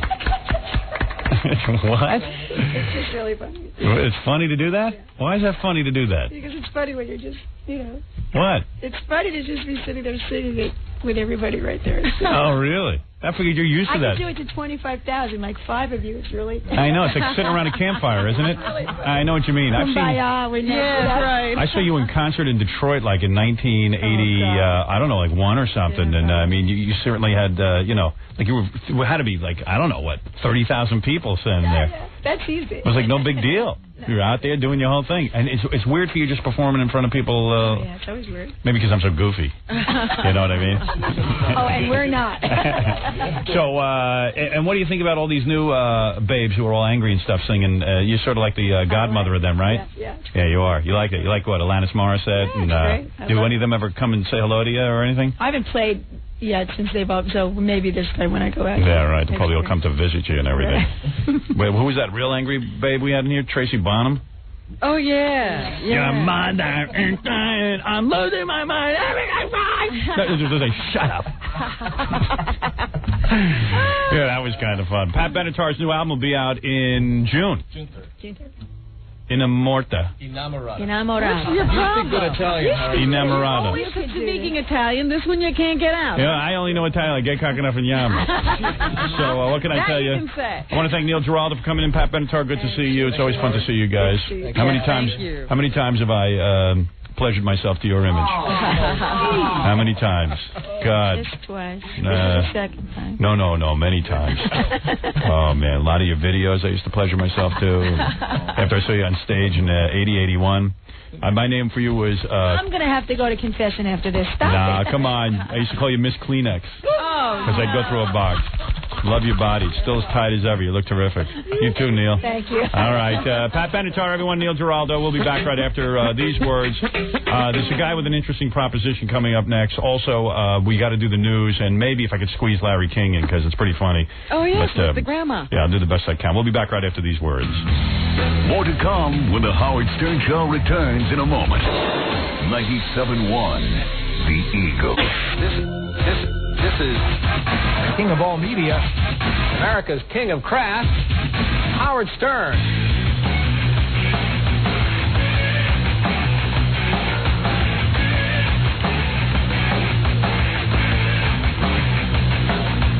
You're listening to the Howard Stern Show on the SVPRN, the Stolen Vehicle Police Recovery Network. Yep, we're here on the Stolen Police Recovery Network. The network that's spreading across the country like a virus. So many things going on. So sick of Ellen DeGeneres, we can't take it anymore. Just let's get that episode More over with. revelations coming from Ellen. No. She's going to now do a People magazine article. Isn't she just on Diane Sawyer? Yeah. She is, right? Right. But now we got people to look forward to. I mean, is there anything left to say about this woman? Really? She's now going to, in People magazine, she comes out. Wait a second. A lesbo queen, she's eating at the Y, if you know what I mean, yeah. She's got a crappy show, I think she's coming out cause her ratings low, yeah. She'll never be a bride, like she and Katie Lang are standing side by side, yeah. Her fans may think she's brave, but I'm just wondering, does her girlfriend shave, yeah. Yeah. Yeah. Everybody. More lesbian than lesbian. More lesbian than lesbian. More lesbian than lesbian. Yeah, she's never. She's done everything except describe the actual taste Well, of a woman. pretty soon, I guess that's coming, because in People magazine, she actually admits Yeah. that she and that Annie Heche, whatever her name is. H, I've learned. H? Yeah. Well, spell it that way. Annie H. Go ahead. Are an item. Yeah. How does And she says taste? She's happier than she's ever been. Can't they bring Ellen DeGeneres in on this show and let's get it over with? Let's talk about what we really want to know. And dirty. How does Annie H taste? What does it taste like? What does it smell like? Well, how do you know that's what's going on? You don't think Annie hates does anything to her? Oh, yeah, but Ellen's the one being interviewed. Ellen is the man in the relationship. That's obvious from looking at the two of them. But what does Ellen want? Ellen likes to strap it on, I believe. This is my guess. I don't have it for a fact. Oh, my goodness. She likes to strap it on and deliver the goods and pretend that she's a man. She's like, oh, if this penis could only be mine. If this could only be real. You think that's going on? Absolutely. She straps one on. I would bet this $50 I just won from Jack. Oh, yeah. Oh, yeah. Oh, yeah. That's pretty funny. I never thought of that. Yeah. Oh, yeah. Oh, yeah. Oh, yeah. Oh, yeah. She's the man. yeah. Take a look. She's Well, wearing... I know she's the man. I Yeah. just don't know what that means. What it means is sexually she's the man, and she straps it on. All of that. Absolutely. Absolutely. I'm telling you. What the hell's with I my hate phone? to say this, but Ellen always looks like she's smelling something bad. Yeah, I know. She needs a nose job badly, just like I do. But she always has that look like she is smelling something Yeah, it bad. looks like something smells. Well, if you had your nose buried where hers was, you'd be smelling something bad too. Hey, before I lose this guy on the phone, let me just take this real quick. Robin, you'll like this. Yeah. This is Chuck. Chuck, what is the proposal, real quick? How you doing, Howard? Okay.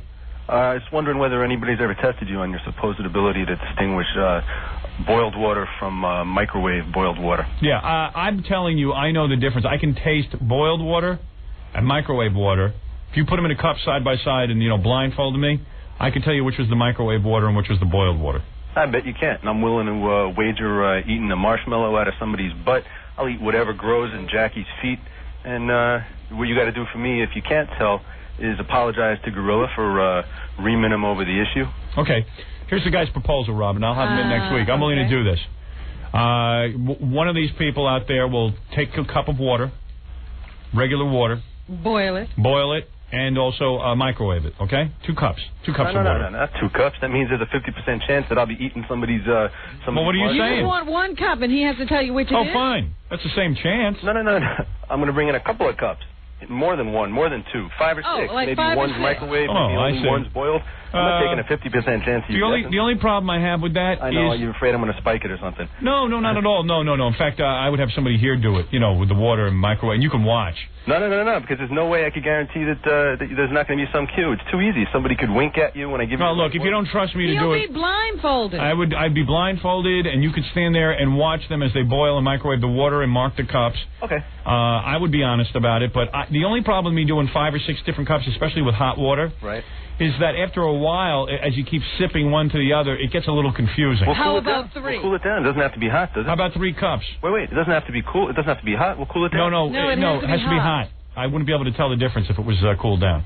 Once it's cooled down, it loses. It loses its properties. So if you want to do it for 3 cups, I'll go for that. No more than 3. So that means I'm taking a 1/3 chance, even if you're wrong. That's right. Well, you say he can't do it anyway. What's your problem? No. Robin, all he has to do is guess. He has a 1 out of 3 chance, even if he has no idea. That's pretty tough to do. Let me see somebody do that with 3 cups of water and tell which ones are microwaved and which ones are boiled. That's a pretty tough. That's a tall He doesn't know that they're going to be 2 microwaved or 1 microwave. Yeah, come on. Then it's even worse. There's 2 out of 3 chance, even if he just guesses. I'm not trying to be dude. No, he's going to tell you which is microwaved and which is boiled. Dude, I'll tell you what. Today, go to a friend, take 5 friends, give them 3 cups of water, microwave some, boil some, whatever you want to do. Set it up and see how many of them get it right. Statistically, I bet you none of them can do it. Howard, I bet you, because there's no molecular difference. I'm telling you the odds. He can do it. The odds of calling that right are 1 billion to 1. Howard, as far as probability, mathematically, if there's 3 cups of water, the odds are 1 in 6 that you would guess right. Believe me, I would never guess right. I'm saying that's pretty good. That's pretty good. Yeah, it's very difficult. Come on. What do you got? Degrees in mathematics? He does. Absolutely. That's permutation. 3 times 2 times 1 is 6. There's 3 cups. You can blindfold somebody and just pick 1 cup. Dude, here's the offer. 3 cups of hot water. He's got to guess on all 3, I thought. Yeah, all 3. Yeah. You just gotta pick the right one. No. He's got to guess on all 3. He's got to tell you what he did. Listen to what I'm telling you. I'm going to do. I'm going to tell you each cup, whether it's microwave water or boiled water. Okay. So What's your problem? Yeah, I mean that's a tough. Everything's in your favor. Yeah. So and the bet is that you'll eat a marshmallow out of anybody's butt, including mine. Yeah. And if I'm wrong, you have to apologize to Gorilla. Yeah, I have to sit there in his Gunga Din outfit. In his Gunga Din outfit. You have to get it. You got to do one more thing for me. What's that? You got to stop correcting people's English, because your English is just as bad as anybody else. Whatever. If I hear bad English, I'm going to point it out. So you point it out when I use bad English. Yeah, okay. You guys always are telling me that. Yeah. But what you're saying is Howard has to be in the Gunga Din outfit. Yes. Okay. Oh, I got to get in the Gunga Din outfit? Yeah. All right, okay. Wow, now it's getting a little heavy. I got to dress in a Gunga Din outfit. I didn't think you understood that. Oh, I didn't understand that at all. I thought Gorilla had to be in the Gunga Din outfit. You didn't think it was a big deal when you made him? Let me think. I got to get in the Gunga Din. What is the Gunga Din outfit? It's a little diaper and a turban. You don't got to go walk in the streets. Bets off. You don't got to go get anybody coffee in it. You got to go in the streets and do it. I got to get in a diaper? Yeah, and a turban. And a turban. You thought was cool for him to do, you got to do. Wow. Wait a second. Let me think. Well, what's the big deal? You can pick out the water, you say. Let me think. Actually, I got to pick out 3 cups of water. Can I really do that? Yeah, I think I could do it. So I don't think so either, because there's no molecular difference. You're talking about it like it molecularly changing. No, I can tell the difference. I'm pretty sure of it. It boils out. Why are you trying to talk him out of it? You got him in a Gunga Din outfit. Dude, let me think it through, okay? You proposed something new to me here. I'm thinking about it.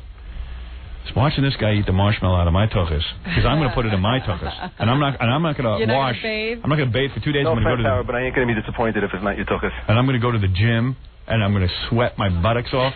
Howard, he raised the stakes. He just added his Gunga Din thing. Yeah. So I think you should only have to be able to choose the one out of the three. No. I told you that. I told you that, John. No, I told you that. No, John, go away. I told you that. Yeah, I'll tell you what. You originally said that all I'd have to do is pull one cup out and tell you which one was... No, I didn't. I just said I defy you to distinguish it. That leaves open how you're going to do it. I got to set up the test. But obviously you're not going to put 2 cups because that's a 50%. I don't mind a pie now. Come on, Howard. There's no fun in it if there's no risk. You apologizing to Gorilla's not exciting. There's got to be stakes. All right, but meanwhile, I got to do it. I was going to ask you to apologize to Gary for something, too, but I figured I'd let that slide. No, that'll never happen. Apologize to Gorilla and in a Gunga dinner. It's funny, man. Come on. At least you don't got to go. All right, I'll do it. All right, I'll do it. When do you want to do this?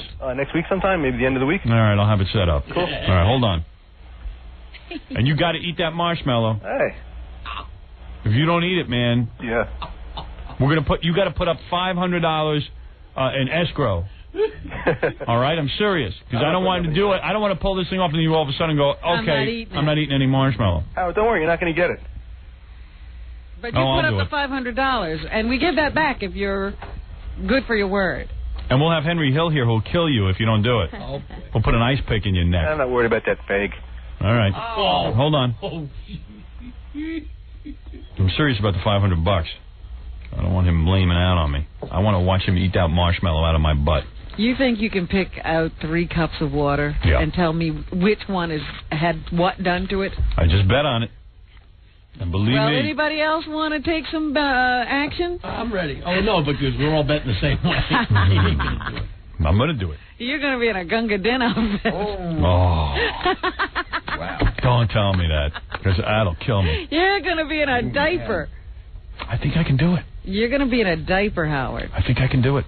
We got a big show next week. Everybody's going to see you. We got the guy coming in with a chunk of John F. Kennedy's head. Yeah. We got this guy coming in with the marshmallow bet. And we got you in a diaper.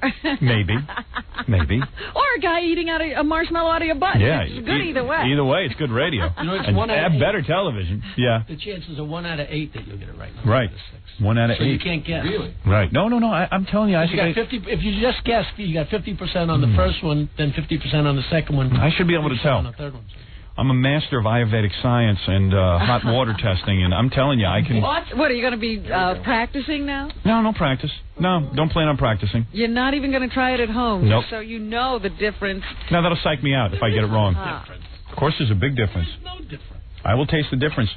Hey, come on. I once tasted the difference between Poland Spring and about 2 other bottled waters. Yes, but I did it too. Yeah, there is a difference in those. Oh, and there's a big difference in microwave water and boiled water. All right. But you got to microwave the same waters. Yeah. So, yeah, we'll use regular Poland Spring water. We'll use a bottle of Poland Spring, that's all. That's the control. Yeah. I'm confident in my abilities. I wouldn't have bet otherwise. Get a diaper. Oh, yeah. Fine. Let's go shopping, Rob. Thanks for the vote of confidence. Howard, this is a tough one. You got to get it right 3 times. I will. You going to put money on this too? I don't know about that. I like winning. At least my 50, Howard. You guys are like trying to talk me out of this, but I'm into it. No, I'm not talking you out of it. I think it's good. Okay. Well, we'll see what happens next week. Like I said, either way, we got a good deal. Good talented guy. All right, let me take a break here. I'm a little shook up. And then we'll come back and we'll finish the news right after these words. Pot? Ask Jackie. Yeah. Oh. 97.1, The Eagles. This is eating into my drinking time. It's the Howard Stern Show. From the home office in Wahoo, Nebraska, here's tonight's top 10 list. Have we done anything?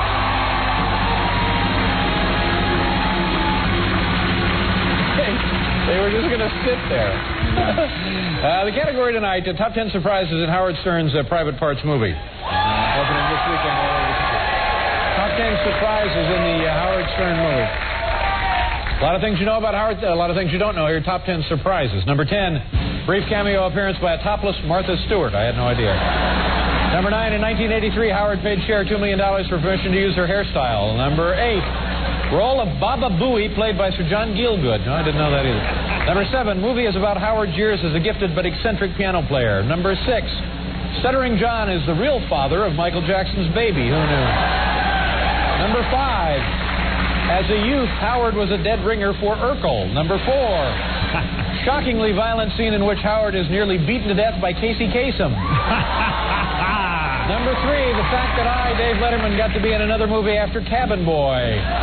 Number 2, in a surprising twist of events, it turns out that Howard sort of digs lesbians. And the number 1 surprise in Howard Stern's Private Parts, Howard's father, Darth Vader. There. That's pretty good. I hadn't heard that. That's pretty funny. Dave Letterman's top 10 list. With the movie Private Parts. God, it's funny. There were so many reviews on Private Parts. The movie was so well reviewed. And, my assistant Laura was showing me a couple of reviews that she pulled out, and this one was pretty wild. Private Parts is perhaps the best movie ever made about the radio business. And watching it is like watching Network adapted as a radio story, only this time it's all true. That's incredible, isn't it? You know where that's from? That's from the Associated Press. Oh, yeah. Interesting. Yeah, here's another one. Private Parts is so engaging that you'll want to see more. That's from the Newark Star-Ledger. Oh, no, excuse me, the San Francisco Ledger-Dispatch. San Francisco, San Jose. But yesterday I was actually promoting the movie in Australia, and I didn't go to Australia. Australia came to me. I was going to say, boy, you some jet-setter. Yeah, I was in Australia yesterday and made it back for the show, and then I did a British television show. I don't know the names of these shows, and nor did I know the names of the hosts. I just was confused, but it was pretty wild. That Australian accent. What would you say to the people of Australia? That's not a good Australian impression, I know, but... Oh, this will interest you, Robin. I tried to get the guy on the air from the American Family Association of Florida. This is a bunch of religious yahoos who got together and started writing letters to my sponsors. The funniest thing is they said that I wasn't fitting in community standards. I was against God and religion and all this kind of stuff. But we read in the paper the other day, one of the officials of the American Family Association has been involved in... charges stemming from incidents involving children at her home.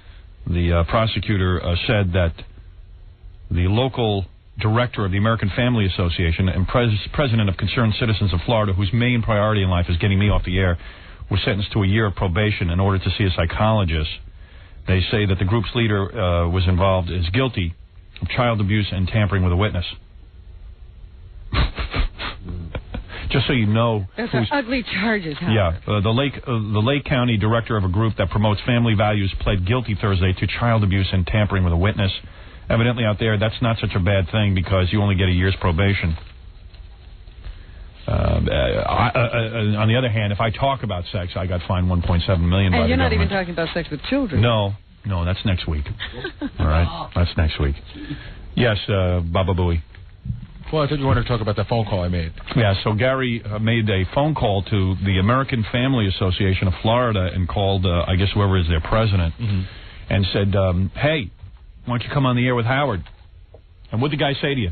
Well, he said he wanted to think about it, but he seemed pretty open to it at first. So I called him back in 2 days, and he said he went to the higher-ups, maybe the national people, I don't know. Yeah, higher-ups, like there are higher-ups. He went to the higher-up. Who's that, God? And they unanimously suggested that he not do it. So then I said, well, you put this thing out there, you wrote it, certainly you stand behind it. And he goes, absolutely I do. And I said, well, why wouldn't you come on the show to put out your side? Howard could talk about his side, and you can discuss it. And he said, everything I have to say is in that paper. So I said, well, you wrote it, and then you don't stand behind it. He said, I do stand behind it. I said, where do you stand behind it? He goes, people interview me all the time. I said, well, you stand behind it in a place where nobody asks you questions about it. Good point. You only stand behind your statements where nobody questions you. Nobody will challenge you. You are interviewed by other religious fanatics. You wrap yourself in the cloak of religion. Right. That's a pretty good argument. And then, of course, the guy goes, it always ends the same way. Well, I think everything you need to know is right there. Thank you very much. Yeah. So, in other words, all the half-truths that are in this letter that they sent to my sponsors and all the lies and all of the misquotes, in other words, he won't stand behind his letter because he is what I always said these religious fanatics are, COWARDS, cowards, pussies. They're all pussies. They're all a bunch of guys who should be in dresses. His whole other thing also was, if your show's so disgusting, it would only make their organization look bad for them to appear on it. Yeah, I understand that. I've gotten all kinds of letters from angry Christians. Lately, they all seem to be based in Michigan. There's another group in Michigan. We got 3 more today. Did you? Really? Yeah. I mean, I'm reading, Howard, Jesus takes it personally when his own are assaulted as you do his Catholic Church. It's as though you are hammering the nails deeper into Jesus himself and his cross. I thought he got down. Just as he told Saul of Taurus, just as he told Saul of Tarsus, whoever that is another whacked out Bubamite. Just as he told Saul of Tarsus, you are hurting yourself as you hurt him.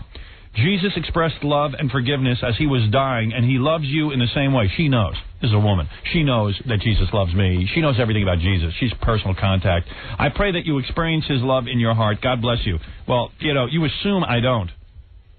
A member of the Catholic League, Mary Ann Cole. A super Catholic. Is super Catholic. She's better than everybody on the planet. She's in touch with the supernatural. Yeah, she is holier than holy. Well, here's what I say, Mary Ann. Hooga booga. Okay? Hooga booga.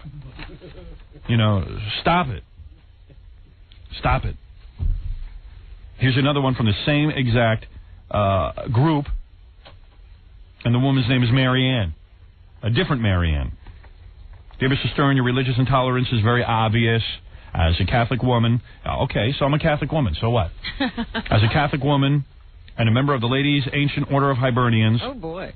Can you imagine whatever that is? Ancient Order of Hibernians. That's a group of wackos who get together and convince themselves that they know God better than the rest of us. They have a secret handshake. Yeah, and they know God so well that they can write us letters and tell us what God's love is all about and how to win God's love. They're smart. We're stupid. They're speaking on behalf of God. Yeah. I am extremely offended by your satire against the Catholic religion. Like, we don't talk about any other religions. And it's all right if you lampoon the other religions. Yeah, because they don't even matter. But Catholic religion is the real religion now. Yeah. These people are kookier than the Hale-Bopp gang. Yeah, because their religion doesn't tell them to go anywhere. Right. Yeah, the only thing they're not doing is cutting off their balls. Other than that, there's no difference. You might as well pray to Star Trek. Just because you have a microphone at your disposal, it does not give you the right to denigrate people's spiritual beliefs. So, honey, come on the air with me. I'll give you the same microphone I've got. None of you will come on, because I'll rip your ass to shreds. Yeah, all I have to do is use 10% of my wit. It's like fighting with one hand tied behind my back, and I'll beat you at that. We feel you should apologize for all derogatory remarks that you made against Catholicism, and in the future, please refrain from making them. Yeah, as if I spend 99% of the show on Catholicism. And what will happen? Now, they're going to go to heaven because they told you to stop doing that? Yeah, now here's another letter, okay? This is from a woman named Maureen, and she's got a Polish last name, which has way too many many letters and consonants. I'm not even. It's an eye chart. Throw in a vowel every once in a while. There's not one vowel in this last name. Dear Mr. Stern, your hatred of Catholicism is very obvious. So you can tell these are people who probably didn't even hear the show. Some idiot told them to write a letter to me. Yeah, in their little prayer circle. See if any of these sentences ring familiar from the last letter. As a Catholic woman and a member of the Ladies' Ancient Order of Hibernians, I strongly object to your satire against our Catholic customs and rituals. So this means, again, another puppet who's never even heard the show. Just because you have a microphone at your disposal does not give you the right to denigrate other people's beliefs. Well, this is the exact same letter. Thank you. We feel you should apologize for all derogatory comments, blah, blah, blah, blah, blah. Here's another one. Dear Mr. Stern, I am writing to you to express my great displeasure over your vile actions on Ash Wednesday. You, in an anti-Catholic gesture, mockingly blessed cigar ashes. Now, so in other words, cigar ashes are no good, but her ashes are good. This is as obnoxious as similar mocking of Jewish religious ritual. Yeah, we've done that too. Yeah. We do it to all. Anti-Catholic actions such as this are vile and... Listen to the sentence. Anti-Catholic actions such as this are as vile as any anti-Semitism. I expect any apology for this insulting action. You have apologized for anti-Latin Hispanic remarks. No, I haven't. Before, and you deserve to apologize to all Catholics for your actions. Oh, I see. So she thinks I don't make fun of the Jews. Oh, I see. Yeah, I think she's hitting on that Jewish thing a little hard because she's saying, hey, if I was being anti-Semitic, your people would be up in arms. Yeah, by the way, I am also Catholic. I was raised Catholic. I might have some Jew in me, but like Tiger Woods, I am claiming to be Jewish and Catholic. You're a jack. I'm a jack. He's a blink, a black and a chink. I can do the same thing, okay? I can hide behind multi-religious background. I'm doing it. So there. Na. She says that if neo-Nazis or Ku Klux Klanners made similar mockeries of Jewish or African-American ceremonies on Passover or Martin Luther King Day, What ceremonies do we have on Martin Luther King Day, please? Please, they're not allowed. They would be properly condemned for such mockery. Your actions are just as bad or worse. Blah, blah, blah, blah, blah. Here's another guy. Call all these people. They'll never come on the air with me. Pussies. What is it? I just want to let you know the Ancient Order Hibernians. It is the Irish group that won't let the gays march in the parade. Yeah, please. Where's their brain at? Like, gay people don't have a right to be in that dumb parade. Quite frankly, if I was gay, I'd be embarrassed. I want to be in that parade. I would be there with a bunch of drunks. I'm Catholic, and to wear Ash Wednesday is the most embarrassing holiday there is. You got to wear ashes on your forehead. Yeah, what's that going to do? You are supposed to be proud of that. Yeah, I know so many Catholic kids who got ashes on their head on Ash Wednesday who were the biggest scumbags on the planet. That's what I'll tell you. There's somebody around here who is the biggest sinner. 364 days a year. Right, and then puts ashes on his head? One day of the year, I see him walking around with those ashes. Drives me crazy. Right, we all know who you're talking about. He's a good guy. He is a good guy, but, he's no religious guy. Right. Give him a break. Every year I go, did you see? And he gets a big ash. Yeah, the biggest ash there is. He pays for that ash. He's got a nice piece of ash on his head.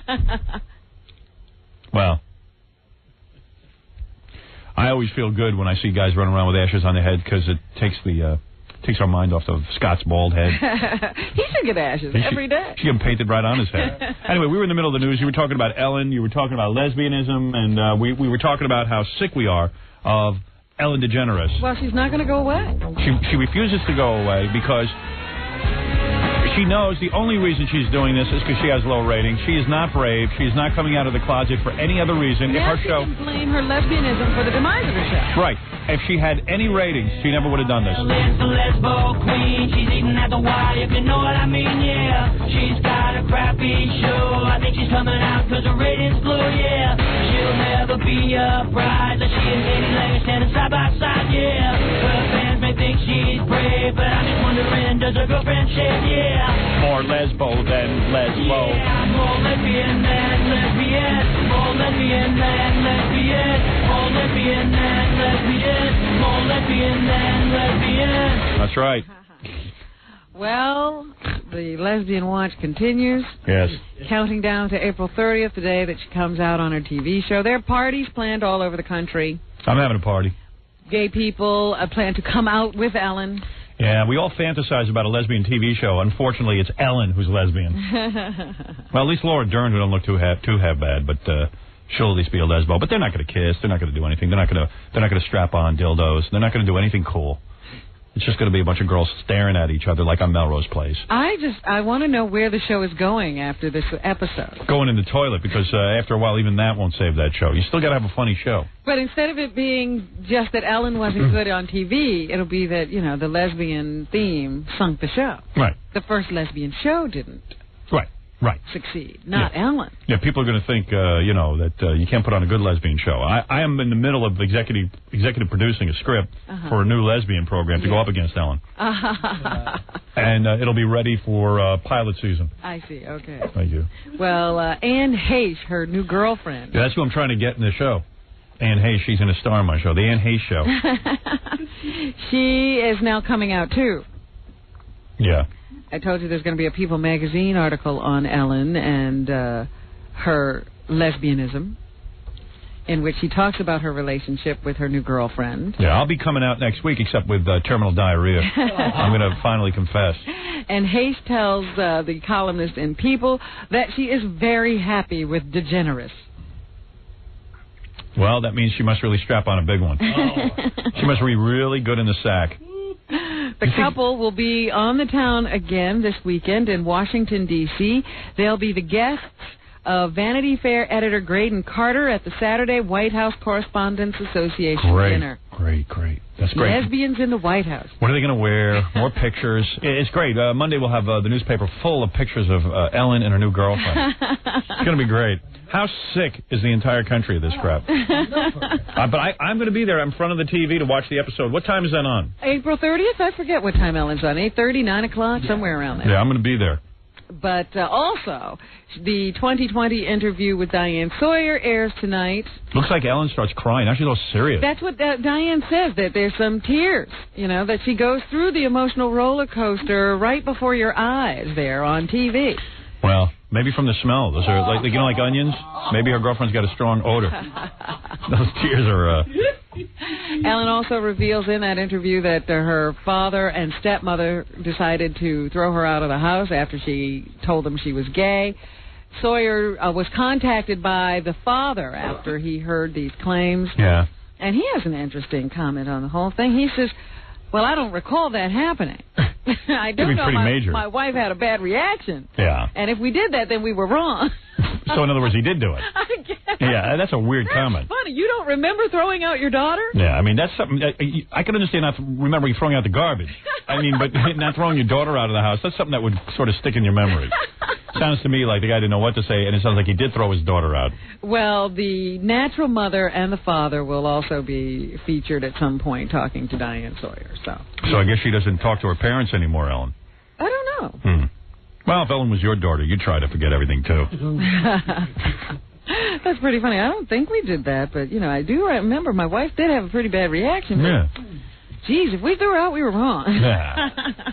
Wasn't a good thing to do. We didn't know she'd be so famous. Yeah, she's rich. We obviously made a mistake. What else is in the news besides Ellen? Maybe nothing. Maybe the only big story is Ellen. That's the only story. Yeah. President Clinton is very happy. The Congress ratified the chemical weapons treaty yesterday. Here is President Clinton. Okay. Chemical weapons treaty? So is that the treaty where we stop producing chemical weapons and everybody else just continues to do it? And we give over information. Yeah, that's good. Yeah, let's. By the way, do you know how many guys, many of our people who went over to fight in the Gulf War now are suffering from something that Saddam Hussein sprayed all over them? Oh, but it wasn't really chemical weapons. Yeah, and do you know that it's contagious? That we're all going to be getting it soon? Do you know that guy won the war? And you know that President Bush, that big pussy, President Bush. Yeah. That idiot didn't go in and kill Saddam Hussein? That imbecile, even Colin Powell said, well, let's kill him. Or he's the guy who said, don't kill him. Yeah, he was the one that said stop. It was Schwarzkopf. Yeah. Schwarzkopf wanted to go in and kill Saddam Hussein. Colin Powell, everybody's big hero, and everyone wants to see his president for God knows what reason. The guy's never done a goddamn thing. Except tell George Bush not to kill Saddam Hussein because he feels bad for him. Let me tell you something. This chemical treaty is wrong. We should be developing chemical weapons like crazy and releasing them on the world before they release them on us. Half the Middle East should already be sprayed with chemical weapons. Absolutely. You know Jack Ruby had more of a strategy than President Clinton and Bush put together? There's his strategy. Wrong or right, it was the mission accomplished. And Saddam Hussein should have been wiped out in that war. I said it, Robin, you'll remember. Yes, you did. I said it then. I was behind Schwarzkopf. General Colin Powell is a puss. But the damage had already been done if what you're saying is true. Yeah, well, at least we would have had some paybacks. Because they have ratified the Chemical Weapons Convention, our troops will be less likely to face poison gas on the battlefield. Our hand will be strengthened in the fight against terrorists in rogue states. Yeah, right.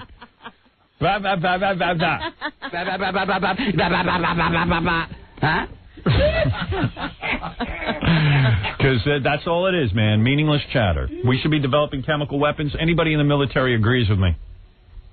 Problem is, we have a president who did not serve in Vietnam, doesn't understand what it is. The new warfare is chemical warfare, and we should be the leaders in it. Why don't we just stop having wars? Can't happen. Is that right? There's too many goddamn angry people. There's too many people in this world who won't listen to us. Well, we can't always have things our way, Howard. Hey, yes, we can. We're America. You know, I hate to say it, and I voted for Clinton, and I'm still glad I did. I still think the other guy was horrible. But he probably was for this treaty as well. Yeah, exactly. They were, but Clinton isn't much of a man. Ellen is more of a man. All right? I hate to say it. Ellen DeGeneres is more of a man than President Clinton. She's more lesbian than lesbian. She really is. And if you want, I'll play it again. But so you guys want to hear it? I like it. You like it. All right, okay. Because Ellen is more lesbian than lesbian. She really is. She is America's leading lesbian. Yeah, she's the pastor of... Melissa Etheridge and Martina Navratilova. Lesbian. Yeah, no, this is the greatest lesbian on the planet right now, even though I've got problems with her. She is numero uno.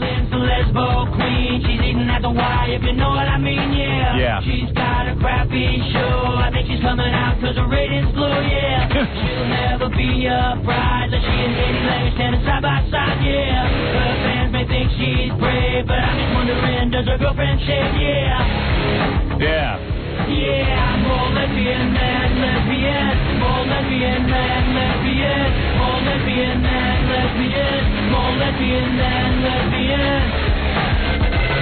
Yeah, she's never had a man like the bump and grind does a lesbian style, yeah. She is the TV girl that you'll find doing it with Laura Dern, yeah.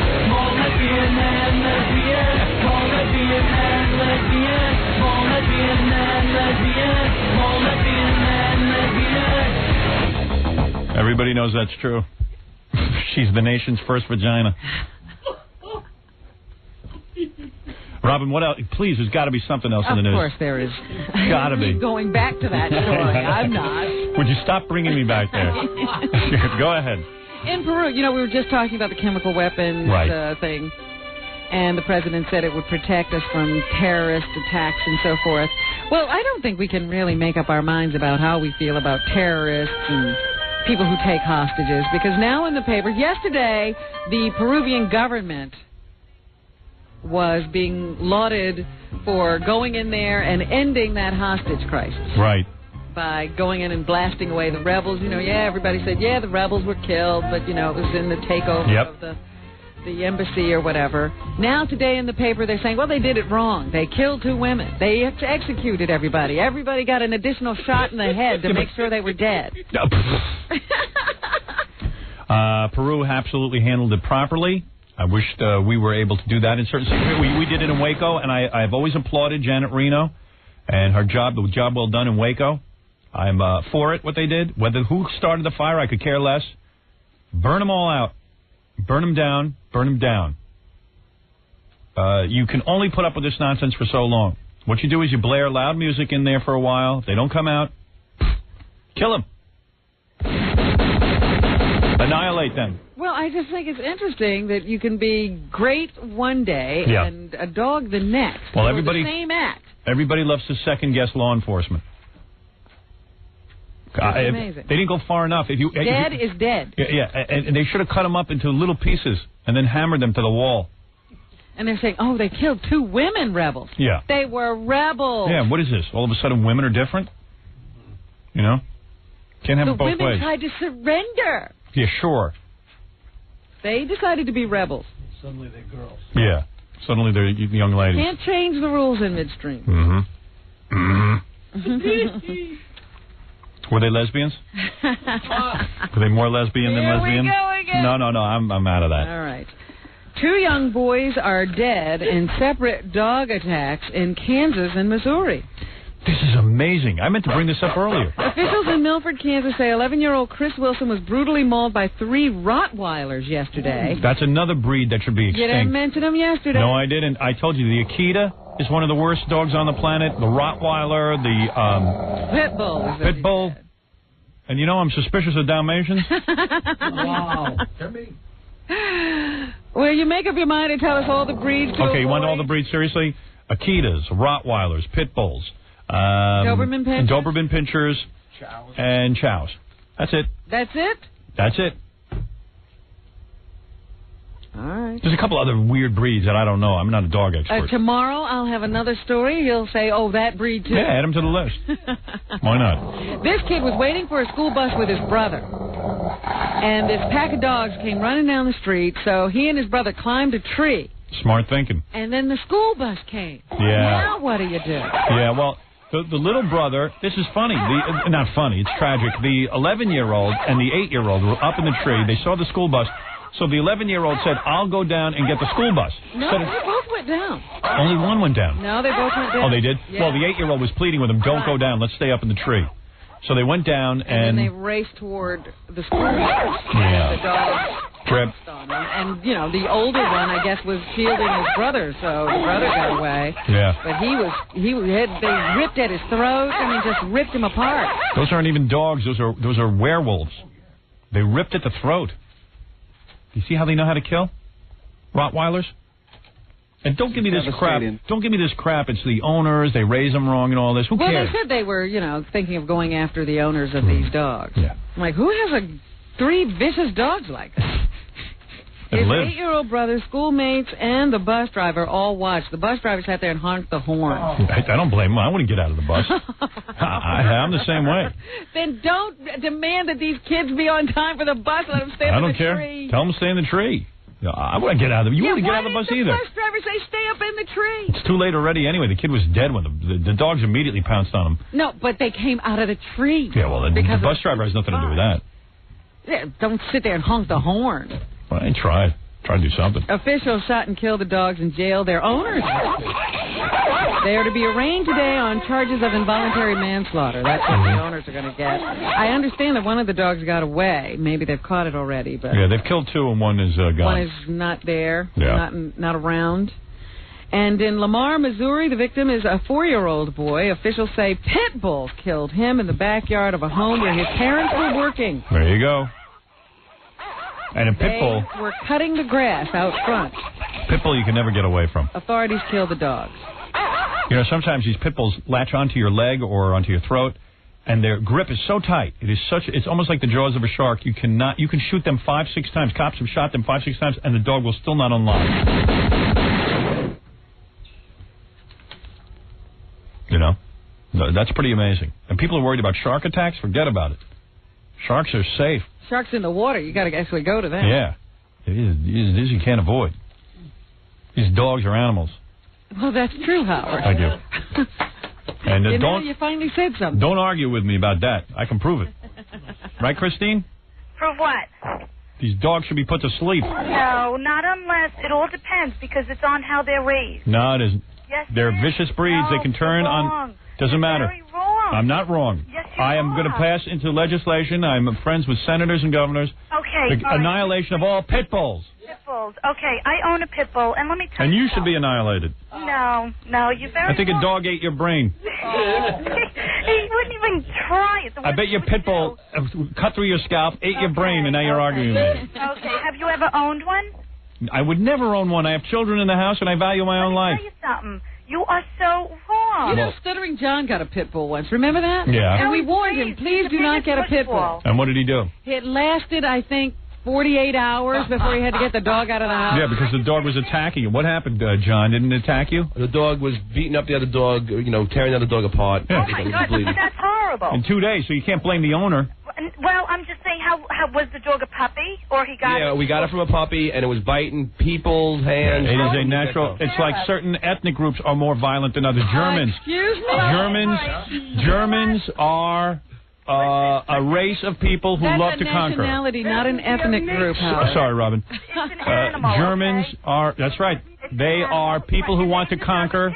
Maybe you did get a bad breed. Maybe you did. I'm saying that, but not all of them. Just as the French are weak, the Germans are strong. I'm telling you, you can sit there and argue with me all day. No, I just wanted to let you know that I have one that is... Shut up. Who cares what you have? You have the one calm one, yeah. The one so-called.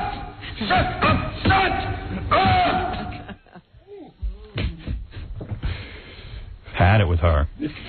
I hate that stupid argument. The one that's nice. I'll save the whole race for the one. The one. Tell that kid. Yeah. I mean, we are an industrial society. We have successfully destroyed most forests and greenery. And now we have to replaced destroy the dogs. Yeah, we replaced it with sidewalks and organized the trees and bushes into square little patches. Parks. And now it's time to remove wildlife from the planet that is dangerous to man. We're the superior being. When I heard about that first attack, I thought, oh, it must have been a vicious pack of dogs that were roaming in some area. These dogs had owners. Right. How could you have people eaters in your house? They must have been feeding them raw meat or something. Kill the dogs. Now that 8-year-old boy was alive yesterday, today he's actually dog duty.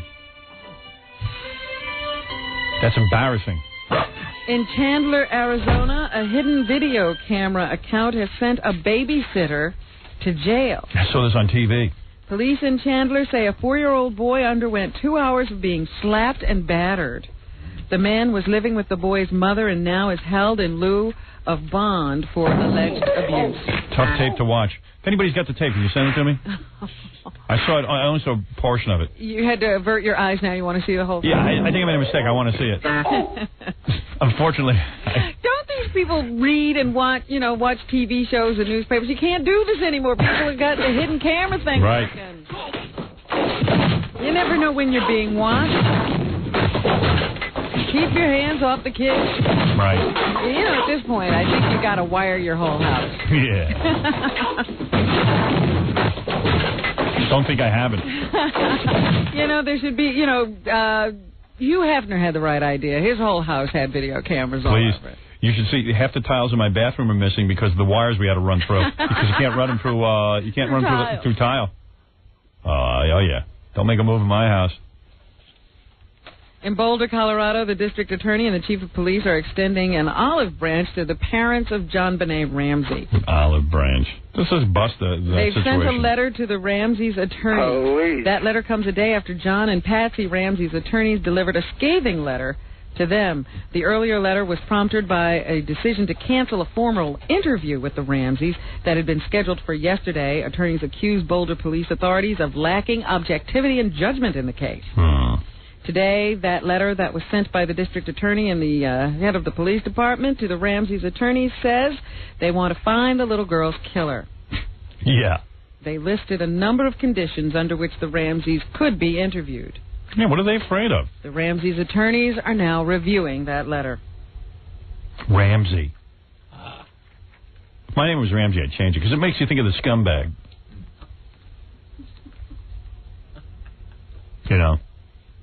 What is going on at McDonald's, Howard? What's going on at McDonald's, Robin? Many McDonald's restaurants reportedly have been quietly raising prices on drinks and fries, even as the company unveils a massive price-cutting campaign. So there's a revolution. There's a revolt going on from the individual owners? No. What's happening is, it sounds a little bit like a scam. Like McDonald's a bait and switch? is trying to lure you in with this 55-cent burger. But then you're going to pay more for the fries and the drink. And you got to get the fries and the drink to get the 55-cent burger. Oh. I haven't been in a McDonald's in, it's going on 17 years. I refuse to go there. They have never treated this show right. Yeah. And that's why I always tell you about their underhanded practice. Yeah, they had a problem with me early on in my career, and have never supported the Howard Stern Show or the police network that we're on, Police Recovery Network. The Stolen Vehicle Police Recovery Network. Yeah, we're very tied in with law enforcement. So, I'm no fan of theirs, and I think Ronald McDonald looks like a child molester. That's my feeling. What's going on at that house? I don't know what goes on at the house, but I know that the Ronald McDonald costume itself is a disturbing costume. It reminds me of John Wayne Gacy. Oh, yeah. I don't like clowns. Never have, never will. I don't like disc jockeys, but I hate clowns. It's outrageous, and I don't like it. I never liked Mayor McCheese. Or the Hamburglar. Or any of those Sid and Marty Krofft puppets. Yeah, why teach kids about stealing hamburgers? Hamburglar. Hamburglars are criminal. I don't know, it's just weird. And I don't know. I just never liked the way they treated me, so it always seems sort of hypocritical. I mean, they're handing kids big fattening meals. We've got tons of fat, chubby children running around America. We're being destroyed by our terrible diet. Japanese are eating raw fish, getting thinner and more muscular. Lean and mean. Lean and mean. You know they're going to kill us all. You know those shifty bastards are going to kill us all. They're going to come over here and kill us. Chemical weapons. And McDonald's is fat. I wouldn't be surprised if McDonald's was run by Japanese. The secret organization. You know, take a look at Gary's ass and don't tell me McDonald's is going to destroy you. And I don't know what they're up to. I don't know what's going on. You figure out the conspiracy. But I don't like Ronald McDonald. I don't like McDonald House. I don't like any of it. It's not my scene. Never was. I don't see how on the one hand you're trying to cure kids of cancer and help them as they die, when on the other hand you're fattening them up and clogging their arteries. I hear you. Right. You know, how about a little less grease on those fries? Yes, sir. How about a little less grease? You know? McCancer. This morning, the New York Times says there have been scores of complaints about doors on subway cars suddenly opening. That's right. Officials of the Transit Authority and the Transit Workers Union tell the paper that the doors have been mistakenly opened on the track side of the trains when the trains are still inside the tunnels. Robin, here's the scoop for you. Those are no mistakes. When the doors open, push the bums out. Wait a minute. And forget calling them homeless. That's politically correct crap. They're bums. Get a job. Get a job. Out the door. I consider it a blessing. They're opening up on the wrong side, and they're opening up when the trains are still in the tunnels. Transit officials say, as far as they know, nobody's been hurt yet. Union leaders blame the problem on staff cuts and excess overtime and are urging the National Transportation Safety Board to look into it. Anybody who's never ever been on the New York City subway system knows that you can go on any given car. There are bums in there who haven't bathed in a month. They smell from urine and feces. They actually move their bowels. Their fecal matter is left on the seats. You know why the doors are opening up? They got to air these cars out. You got to get a strong wind just so you can breathe. I heard a joke the other day. Somebody said, "Oh, millions of people go into the subways every day, and thousands come out." Right. That's right. That's funny. That's good. Who said that? Jay Leno and his 30 riders? I really don't remember. They should give you credit. They should give you a clothespin with a token. Want to talk to a guy who beats his girlfriend and is thinking of becoming a serial killer? Oh my God. Or yeah. Well, yeah. Keep him busy. All right. Hello? We lost him. He's probably killing right now. You can't leave a guy like that on hold. Right. That's what I tell you. I'm nervous about the guy with the chunk of Kennedy's head backing out. You gotta get to these people right away. I really did pick up the phone right away. Another round of explosions and bomb threats has British travelers scrambling. Most of the problems today have occurred around Birmingham in central England. 2 explosions went off along a major highway, with a witness telling Sky Television there was no obvious damage. About an hour earlier, police had closed several highways and evacuated a Birmingham rail station after coded warnings. British authorities have also closed an airport northwest of London. The same airport was shut down by hoax warnings on Monday. All right, here he is. No claims of responsibility once again. You there? Yeah, I'm here. You beat your girlfriend? All the time. Why? It's just something I enjoy. I mean... She doesn't listen? She listens once in a while, but she acts stupid.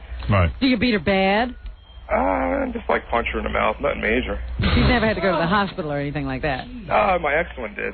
Oh, really? Yeah. And now you're thinking of becoming a serial killer? Well, I've done things. I've always thought about it. You've What killed? do you mean? What have you done? Have you killed little animals? Oh, that's no big deal. Right. I mean, like I heard you guys talking about the bestiality this morning. I mean, stuff like that. Oh, you've done bestiality? Oh, I've actually done it, but I've watched it. I see. You've watched it? Oh, my younger cousin. Your younger cousin does it, and you watch him? Oh, no, my younger cousin's a girl. She used to breed German Shepherds with her mom, so she was really into it. Oh, and she would have sex with the German Shepherd? She would just let him lick it and stuff, nothing major. Right.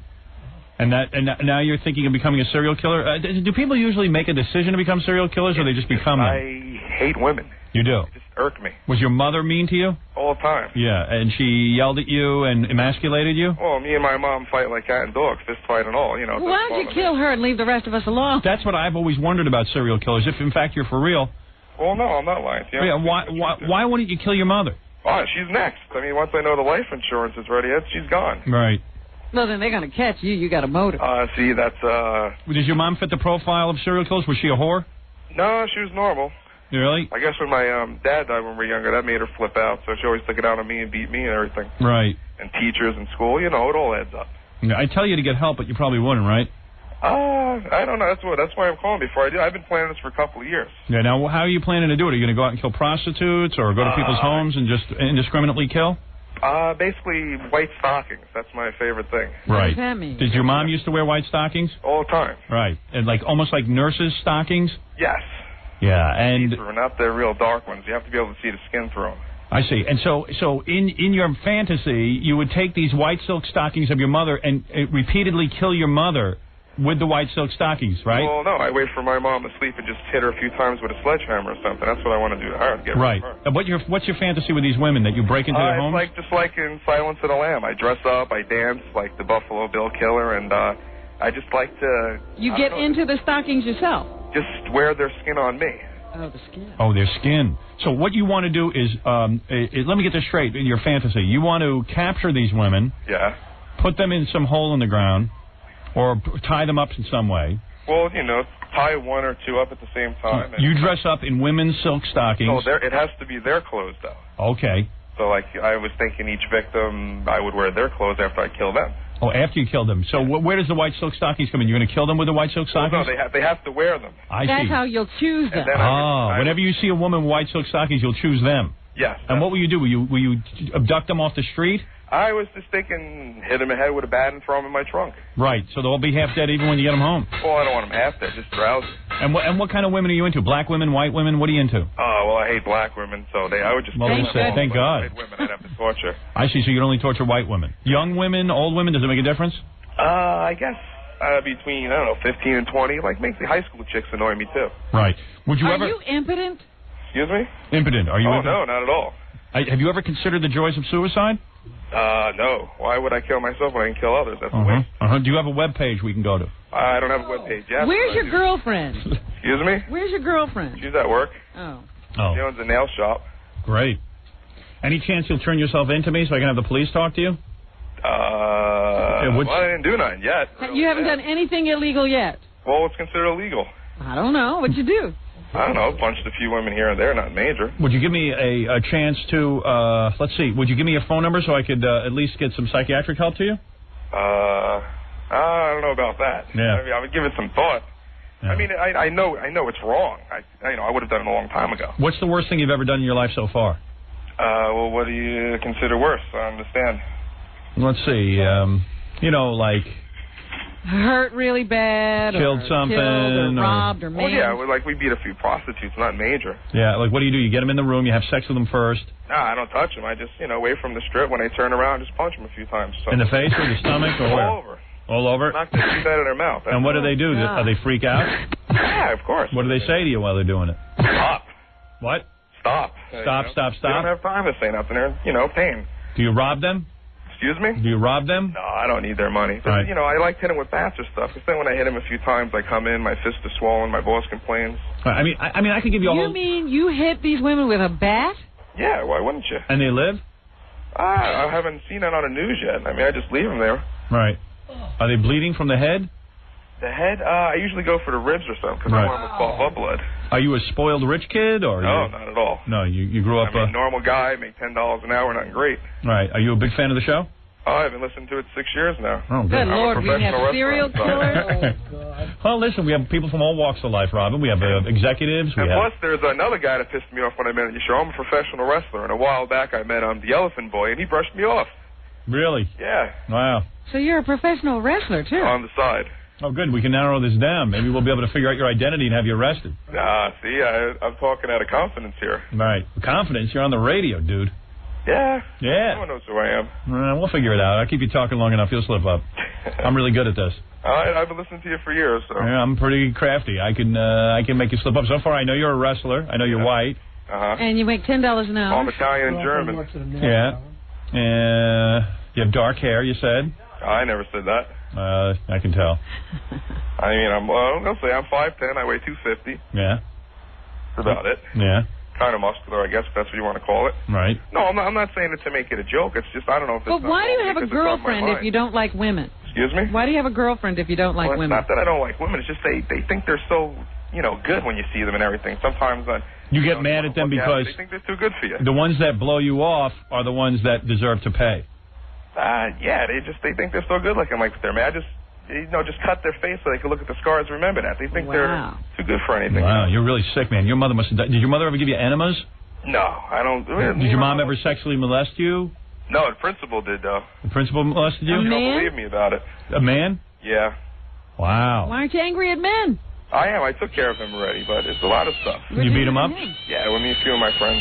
No kidding. What'd you do to him? That I don't disagree with. I mean, we waited for him outside and just kept kicking him and kicking him. This was recent. It was only like 6 months ago. No kidding. Wow. I'm not calling up to make it a joke. I was just asking, do you think that those are signs or... You were asking me what? I'm asking you, do you think those are signs or just the normal thing that everyone thinks about? Well, no, I think that, I'm telling you, I'm a sick guy, but I know it's wrong, but this is really dangerous, and if you have any decency whatsoever, which I think maybe you've got some shred of decency in you. It always started like I always watch pornos and everything, and just normal sex don't excite me no more. I just got the urge to hit them when I'm with them. I'd say kicking another person is pretty major. I'd say punching and hitting them with a bat a woman, even if it is a prostitute, it's pretty major. I'd say you're pretty much on your way to killing. Yeah, eventually you will. Yeah, I've always thought about it. It's just a matter of getting caught. There's no guarantees. I mean, and when you get caught, with our society, we'll never do anything cool. Like even the bestiality, even kicking an animal is major. So kicking a human being, no big deal. Yeah, just a waste of air. Right. See. So I would say anybody who's even into that is kind of weird. You have friends who go out and do this stuff with you. Well, the principal guy, you can understand. I'm sick. That's why I called here. I don't understand. I figured every guy must want to hit a woman once. No, I'm telling you, I've never had the feeling to hit a woman. But I don't know if it's a sexual thing, because normal, like porn. Yeah, it's sexual. It's sexual with you, and you're getting off on beating women. I'm telling you, you're this close to becoming a full-blown serial killer. My idol is I like to portray the Buffalo Bill Killer in Silence of the Lamb. That's my thing right there. I'm telling you, you're way out of control. See, you weren't supposed to identify with him. Yeah, you were supposed to hate him. I'm supposed to hate him. Yeah, if you were normal, you would hate him. Dare I say you're an incredible mess? He just reminds me of myself, really. Yeah. So I don't really know how to conclude this other than to say, if I was you... Give us your phone number. Give me your phone number and I'll take care of the rest. Yeah, I'll give it some thought. All right. See how the weekend goes. All right, see how the weekend goes. Try not to kill anyone over the weekend, though. Oh. Well, I can't promise that. I mean, I've been thinking... Are you getting, the urge? You really want to go out and do this? Oh, 24 hours a day. It's all something. It's all you can think about. He's already probably killed some people, too, because of the bat. Yeah, when he's leaving these prostitutes, he doesn't know what shape they're in. It's just like I want to do. And then last night I watched that stupid slut Jenny Jones, and when I seen all the blacks on it, it's kind of a racial thing, too, I guess, but it's a little bit of everything. So you saw that slut Jenny Jones, and that upset you? Yeah, she's the first one to go if I decide to. Really? Jenny Jones, huh? Yeah, her and that pig Ricky Lake that just had a baby. Right. You're upset with them. Well, I can't stand Ricky Lake. I pray for the day she leaves her kid on a corner. I'll run it right down. Oh. All right, Dan. Not have no remorse about it at all. I just called Howard because I'm a fan. Right. Thanks for listening. And what can I tell you? I think that I don't know how to stress how wrong this is, but and you'd really be. Oh well, see, that's the problem. I know it's wrong. But I mean, if I could, you'd be better off turning yourself in before you do something. Yeah, they're going to get locked up. Sorry, Howard. Where are you calling from? New Jersey. Jersey? Yeah. So, what do you work for? That crummy wrestling league, the one that Elephant Boy used to go to? I work on the Independents, and I've met him a few times. Yeah, the Independents? He better hope I don't get in the ring with him after doing that. Yeah, he shouldn't have blown you off. I was a main eventer. I was talking to him, and he brushed me right off. Yeah. You know, what's his name? Jack? What's that guy's name we know? Cactus Jack? Oh, yeah, Mike. Yeah, Mike. You know Mike, right? Yeah, I know him personally. Oh, do you really? Yeah. Hopefully I'll be in big time soon. Maybe that will get my mind off everything. How do you know Cactus Jack? I know Cactus Jack. Well, now he's Mankind, but I know him very well. Yeah? How did you meet him? I just met him hanging out at hotels after shows and stuff like that. Oh, yeah? Basically when he was wrestling out in Philly on the Independents. Oh, yeah? It'd be like if he saw you, he'd know your name and everything. I mean... Yeah. Yeah, so he's a good friend. I know a couple of the guys pretty good. Yeah, so who's the biggest fight you ever had? The biggest fight, like I said, I'm independent, so I guess I'm trying to give myself away. No, that won't give you away. Who's the biggest guy you ever fought? Right now, Jason Knight. He's a former ECW champion. That's the guy you're due to fight? No, that's the biggest guy I fought so far. When'd you fight him? A couple of months back before he broke his leg. Oh, I see. He's a former TV champ. I'll be running my own shows, but I didn't call to talk about wrestling. I called, do you think I should do something about this? Yeah, you got any big fights right now, coming up? There's a girl walking by me in work I can't stand. I feel like smashing her head. But what am I going to do? I'm in work. Wait, where are you? At the wrestling place? No, now I'm in my normal job. What's that? I'm a mail clerk. Oh, okay. Mail clerk, huh? No wonder you're angry. Post office, though, a private company. Oh, private company? Yeah, post office didn't hire me. You weren't... you weren't post office material? Then you're definitely in trouble. I don't know. I guess I failed. Then you're definitely trouble. The same thing when I went for my Marines. They said they didn't take me. I failed. You're a Marine reject? Yes. And a post office reject? Oh, and a Persian Gulf War started. I was there the next day. Really? And they turned you down? Yeah. Why? You didn't fit the psychological profile? I don't know. I told them just get me in. I'll kill some San Diegos. It'll be all over, but they didn't want to send me over. Oh, God.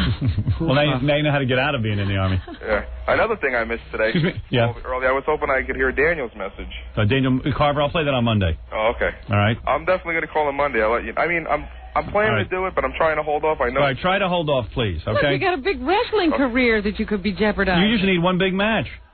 Yeah. You got any big matches coming up? Yeah, but I give myself away. There's actually a couple big ones. Well, then you better hold off until, wouldn't you like to have that happen? Yeah, but I like the other thing more, Yeah. Who's the biggest wrestler? Did you ever fight Hulk Hogan? No, I'm not close to those guys yet. Yeah. They're pieces. They're nothing great. They're just names. Yeah. No big fights coming up, huh? No. Who you fighting next? A team called NC-17 in a street fight. It's where fans get to bring weapons of choice for us to beat each other to death with. Oh, yeah? Really? What? All right. Well, hey, try not to kill anyone over the weekend. I'll give it a try, and I'll let you know Monday. All right, I'm pretty sure I got enough information out of you to identify you. Okay. All right. Thanks a lot. Take care. Bye-bye.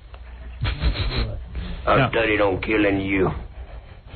I think I got enough out of him, didn't I? I hope so. Was anybody listening? I hope some law enforcement dude was listening to that. The guy's screaming to be caught. Really? He's saying, stop me before I kill. Okay. He works in a private office in the postal department. He's, in the mail room. The mail room. He's got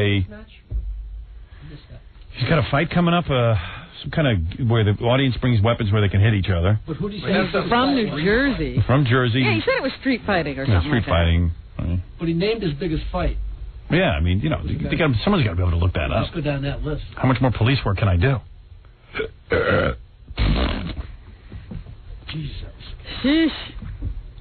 Oh, scarier than Henry. I aim to kill you.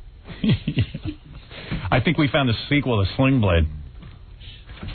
The best movie I ever saw around this topic is Portrait of a Serial Killer. Henry, Portrait of a Serial Killer. It's the coolest movie. It was made for $200,000. It'll scare the crap out of you. You got to rent this. It's this. It's this. It's exactly this. Is what it's all about. The guy just kills. He gets the idea. It kind of happens. He kills some more, and he becomes a serial killer. And you're watching this thing, and it feels like it's a documentary. And it's so whacked out, and you go, oh, my God. It's 10 times scarier than Freddy Krueger.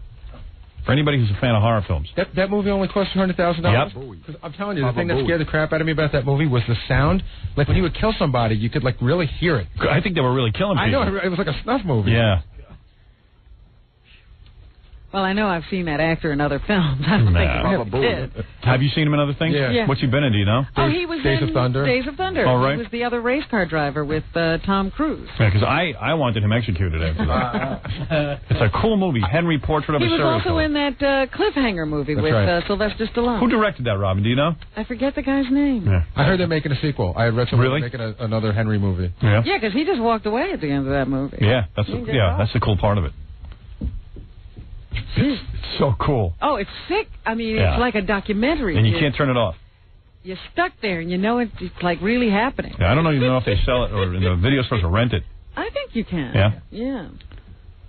Yeah. Henry, Portrait of a Serial Killer. Yeah. Check it out. Frightening movie. Anything else in the news, Robin? Police say a man whose girlfriend was accosted twice in a Manhattan hotel tracked down and stabbed to death the alleged assailant. 37-year-old Richard Williams killed the man just after 11 last night at the Kenmore Hotel. He was charged with murdering 49-year-old Henry Mijetti and with criminal possession of a weapon. The woman was first accosted in the hotel elevator but escaped. The man then followed her into a bathroom and again attempted to sexually assault her. Police say she ran to her boyfriend, who found the guy and then killed him. Wow. The hotel is not answering the phone. Let's call. Jocelyn Bennett has pleaded not guilty to charges she murdered her son, Daytwan. The medical examiner ruled that the 5-year-old kid died on March 29th of child abuse and neglect and had been starved. The Daily News says 27-year-old Bennett pleaded innocent yesterday to charges of second-degree murder. Prosecutors say that Daytwan spent his last hours tied to a chair, absorbing blows from a broomstick. Bennett is pregnant with her 7th child. Dominic's all charged up about the serial killer. He wants to say What's he going to do about it? All I know is he's so sick over it, he's eating right now. I'm off today. All right, quickly. Steroid rage is what that guy has. Steroid rage. It's what all the guys that commit murder on it talk about for months. They kept thinking of hurting women, hitting women, killing women. You might be onto something. Although, these guys have these. I think you could pump me full of steroids for the next 6 years. I wouldn't want to kill a woman. Yeah, there's something wrong with him already. That's correct. But they start off with a certain tendency towards the violence, but the steroids actually becomes an accelerant. And if you listen to him, he's a wrestler. Yeah. And I bet you anything, that's the rage. Yeah, because most wrestlers take steroids, especially on the low level. You probably got a good point there. I'm sorry to bother you. You really did bother me. You added nothing to the conversation. I was going to say, what can we do with that information? Yeah, right. Goodbye. Have a nice weekend. We got all kinds of wackos around here. Did you hear that the B'nai B'rith offices in Washington, their international headquarters, were quarantined yesterday because of a leaking package that was found in the mailroom? When they opened the package, there was a Petri dish inside, reportedly with the word anthrax misspelled on a label. Yeah. That's a deadly bacterial disease. And there was another dish that bore the name of the bacterium that causes the bubonic plague. Some initial testing has showed that there was no serious contamination, but they don't know exactly what those Petri dishes do contain. I believe it's from steroids. The people who sent that package are on steroids. Rage. Steroid rage. The steroid rage. The steroid rage.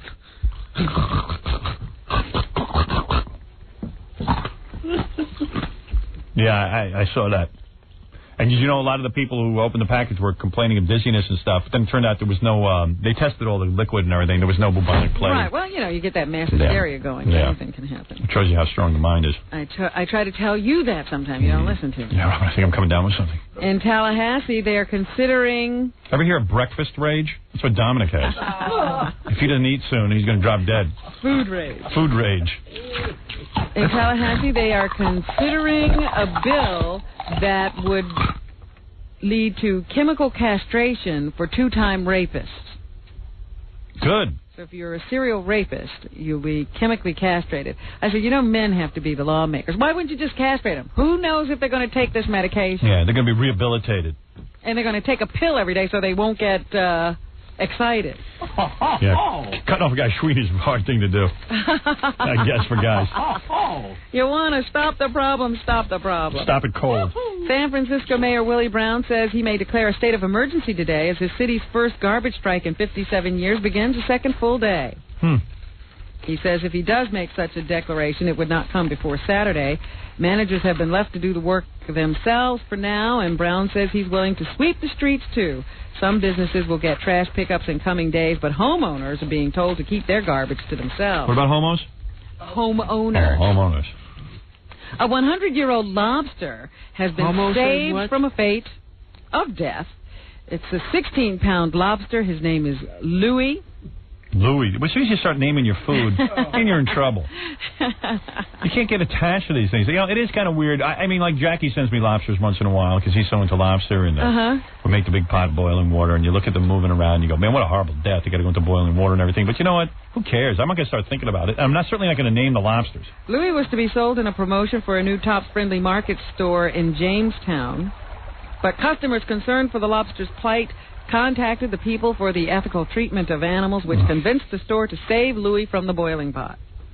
He was packed into a Federal Express container last night and shipped west. Louis. To a western area in New York so that a PETA member there... PETA. Or a PETA member in Kennebunkport, Maine, is going to release Louis into the ocean this morning. It is actually illegal to catch lobsters of Louis' unusually large size in Maine. Really? Lobsters have been known to live more than 145 years in the ocean. Not if we get a hold of them. That's right, not if Jackie's around. Yeah, I just ate a blue lobster. Very tough meat. I think it was 16 years old. Happy birthday! Shut up. Oh, goodness. Anything else, Robin? A married couple and their adult friends have been sentenced for sex crimes against young teenagers during games of Truth or Dare. Apparently, the teens would be lured into the home down in Sound Beach. Sound Beach. On Long Island. And they would play games with the kids, and the consequences were often sexual. Nothing cool like this ever happened to me. So Glenn and Susan Pess have now pleaded guilty to rape, sodomy, sexual abuse, and endangering the welfare of children. All right, Dan. Did they play pin the tail on the vagina? No older women try to ever rape me. No? No. No guys either. I was not what you'd call a sex object. Well, I'm sorry, Howard. Yeah. What you can do. And finally, this morning, yesterday I told you that Letterman was planning to fly in audiences from other parts of the country for the next 4 Fridays. Right. And now it has been announced by WCBS television here, that would be our Channel 2. Mm-hmm. They're going to start broadcasting the Late Show with David Letterman at 11:30 instead of 11:35. Oh, really? So they'll get a 5-minute jump on the competition. Oh, that's a good idea. Why don't they start at 10 o'clock? Then they'll beat Leno every night. They'll beat him to the airwaves anyway. Good idea. I hear that's what John Boy and Billy in Charlotte are going to start doing. They're going to start broadcasting after our show, and then they figure they won't get beat. Oh yeah. By the way, Billy Boy, I just saw a picture of you. Man, are you effeminate looking? Good Lord, I thought you were supposed to be a big old cracker. Like is this the NASCAR guy? Yeah, like they pawn themselves off as race car drivers, real men in the Deep South. Take a look at Billy's press photo. Man. And tonight on Nash Bridges, you know what that is? That is the Don Johnson TV show on CBS. Can't believe that's still on the air. It was doing okay. Yeah? Well, they're having a reunion of sorts. You know that Don Johnson's co-star is Cheech Marin. So tonight on the show will be Philip Michael Thomas as a guest star, who was Don Johnson's partner on Miami Vice, and Tommy Chong, who was Cheech's partner, and Cheech and Chong are both guesting on the show. Wow, that's an exciting night. I'll just stay up. Good one. I hear Alan and Rossi are going to be on the Bill Boggs Food Network show in a related story. They're reunioning, too. Yeah, that's going to be wild. Well, that's Hello what's there. happening. Hello there. I didn't know that Cheech and Chong still spoke to each other. I'm very happy to see that there's no bad blood. Not the way Chong was talking about Cheech on this show. Okay. Thanks, Robin. Jackie the Joke Man Martlin. He's got a whole bunch of things coming up. Unfortunately, I don't have them committed to memory. It's right there, Ben. All right, okay. All right.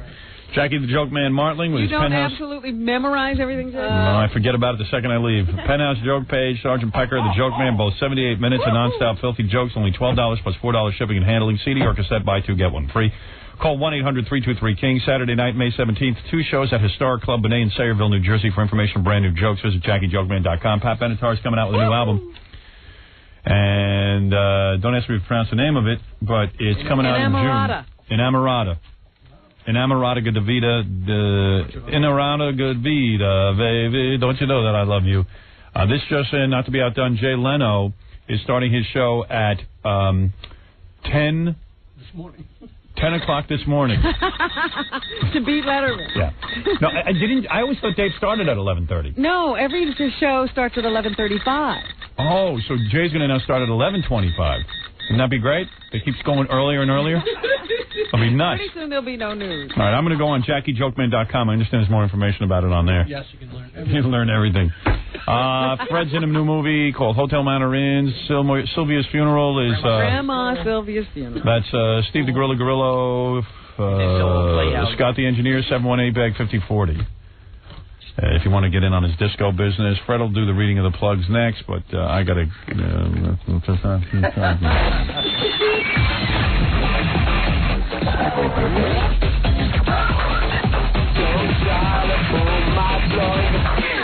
Don't try to sip my drug.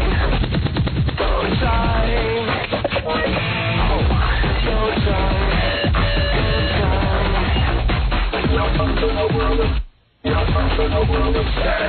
Howard Stern.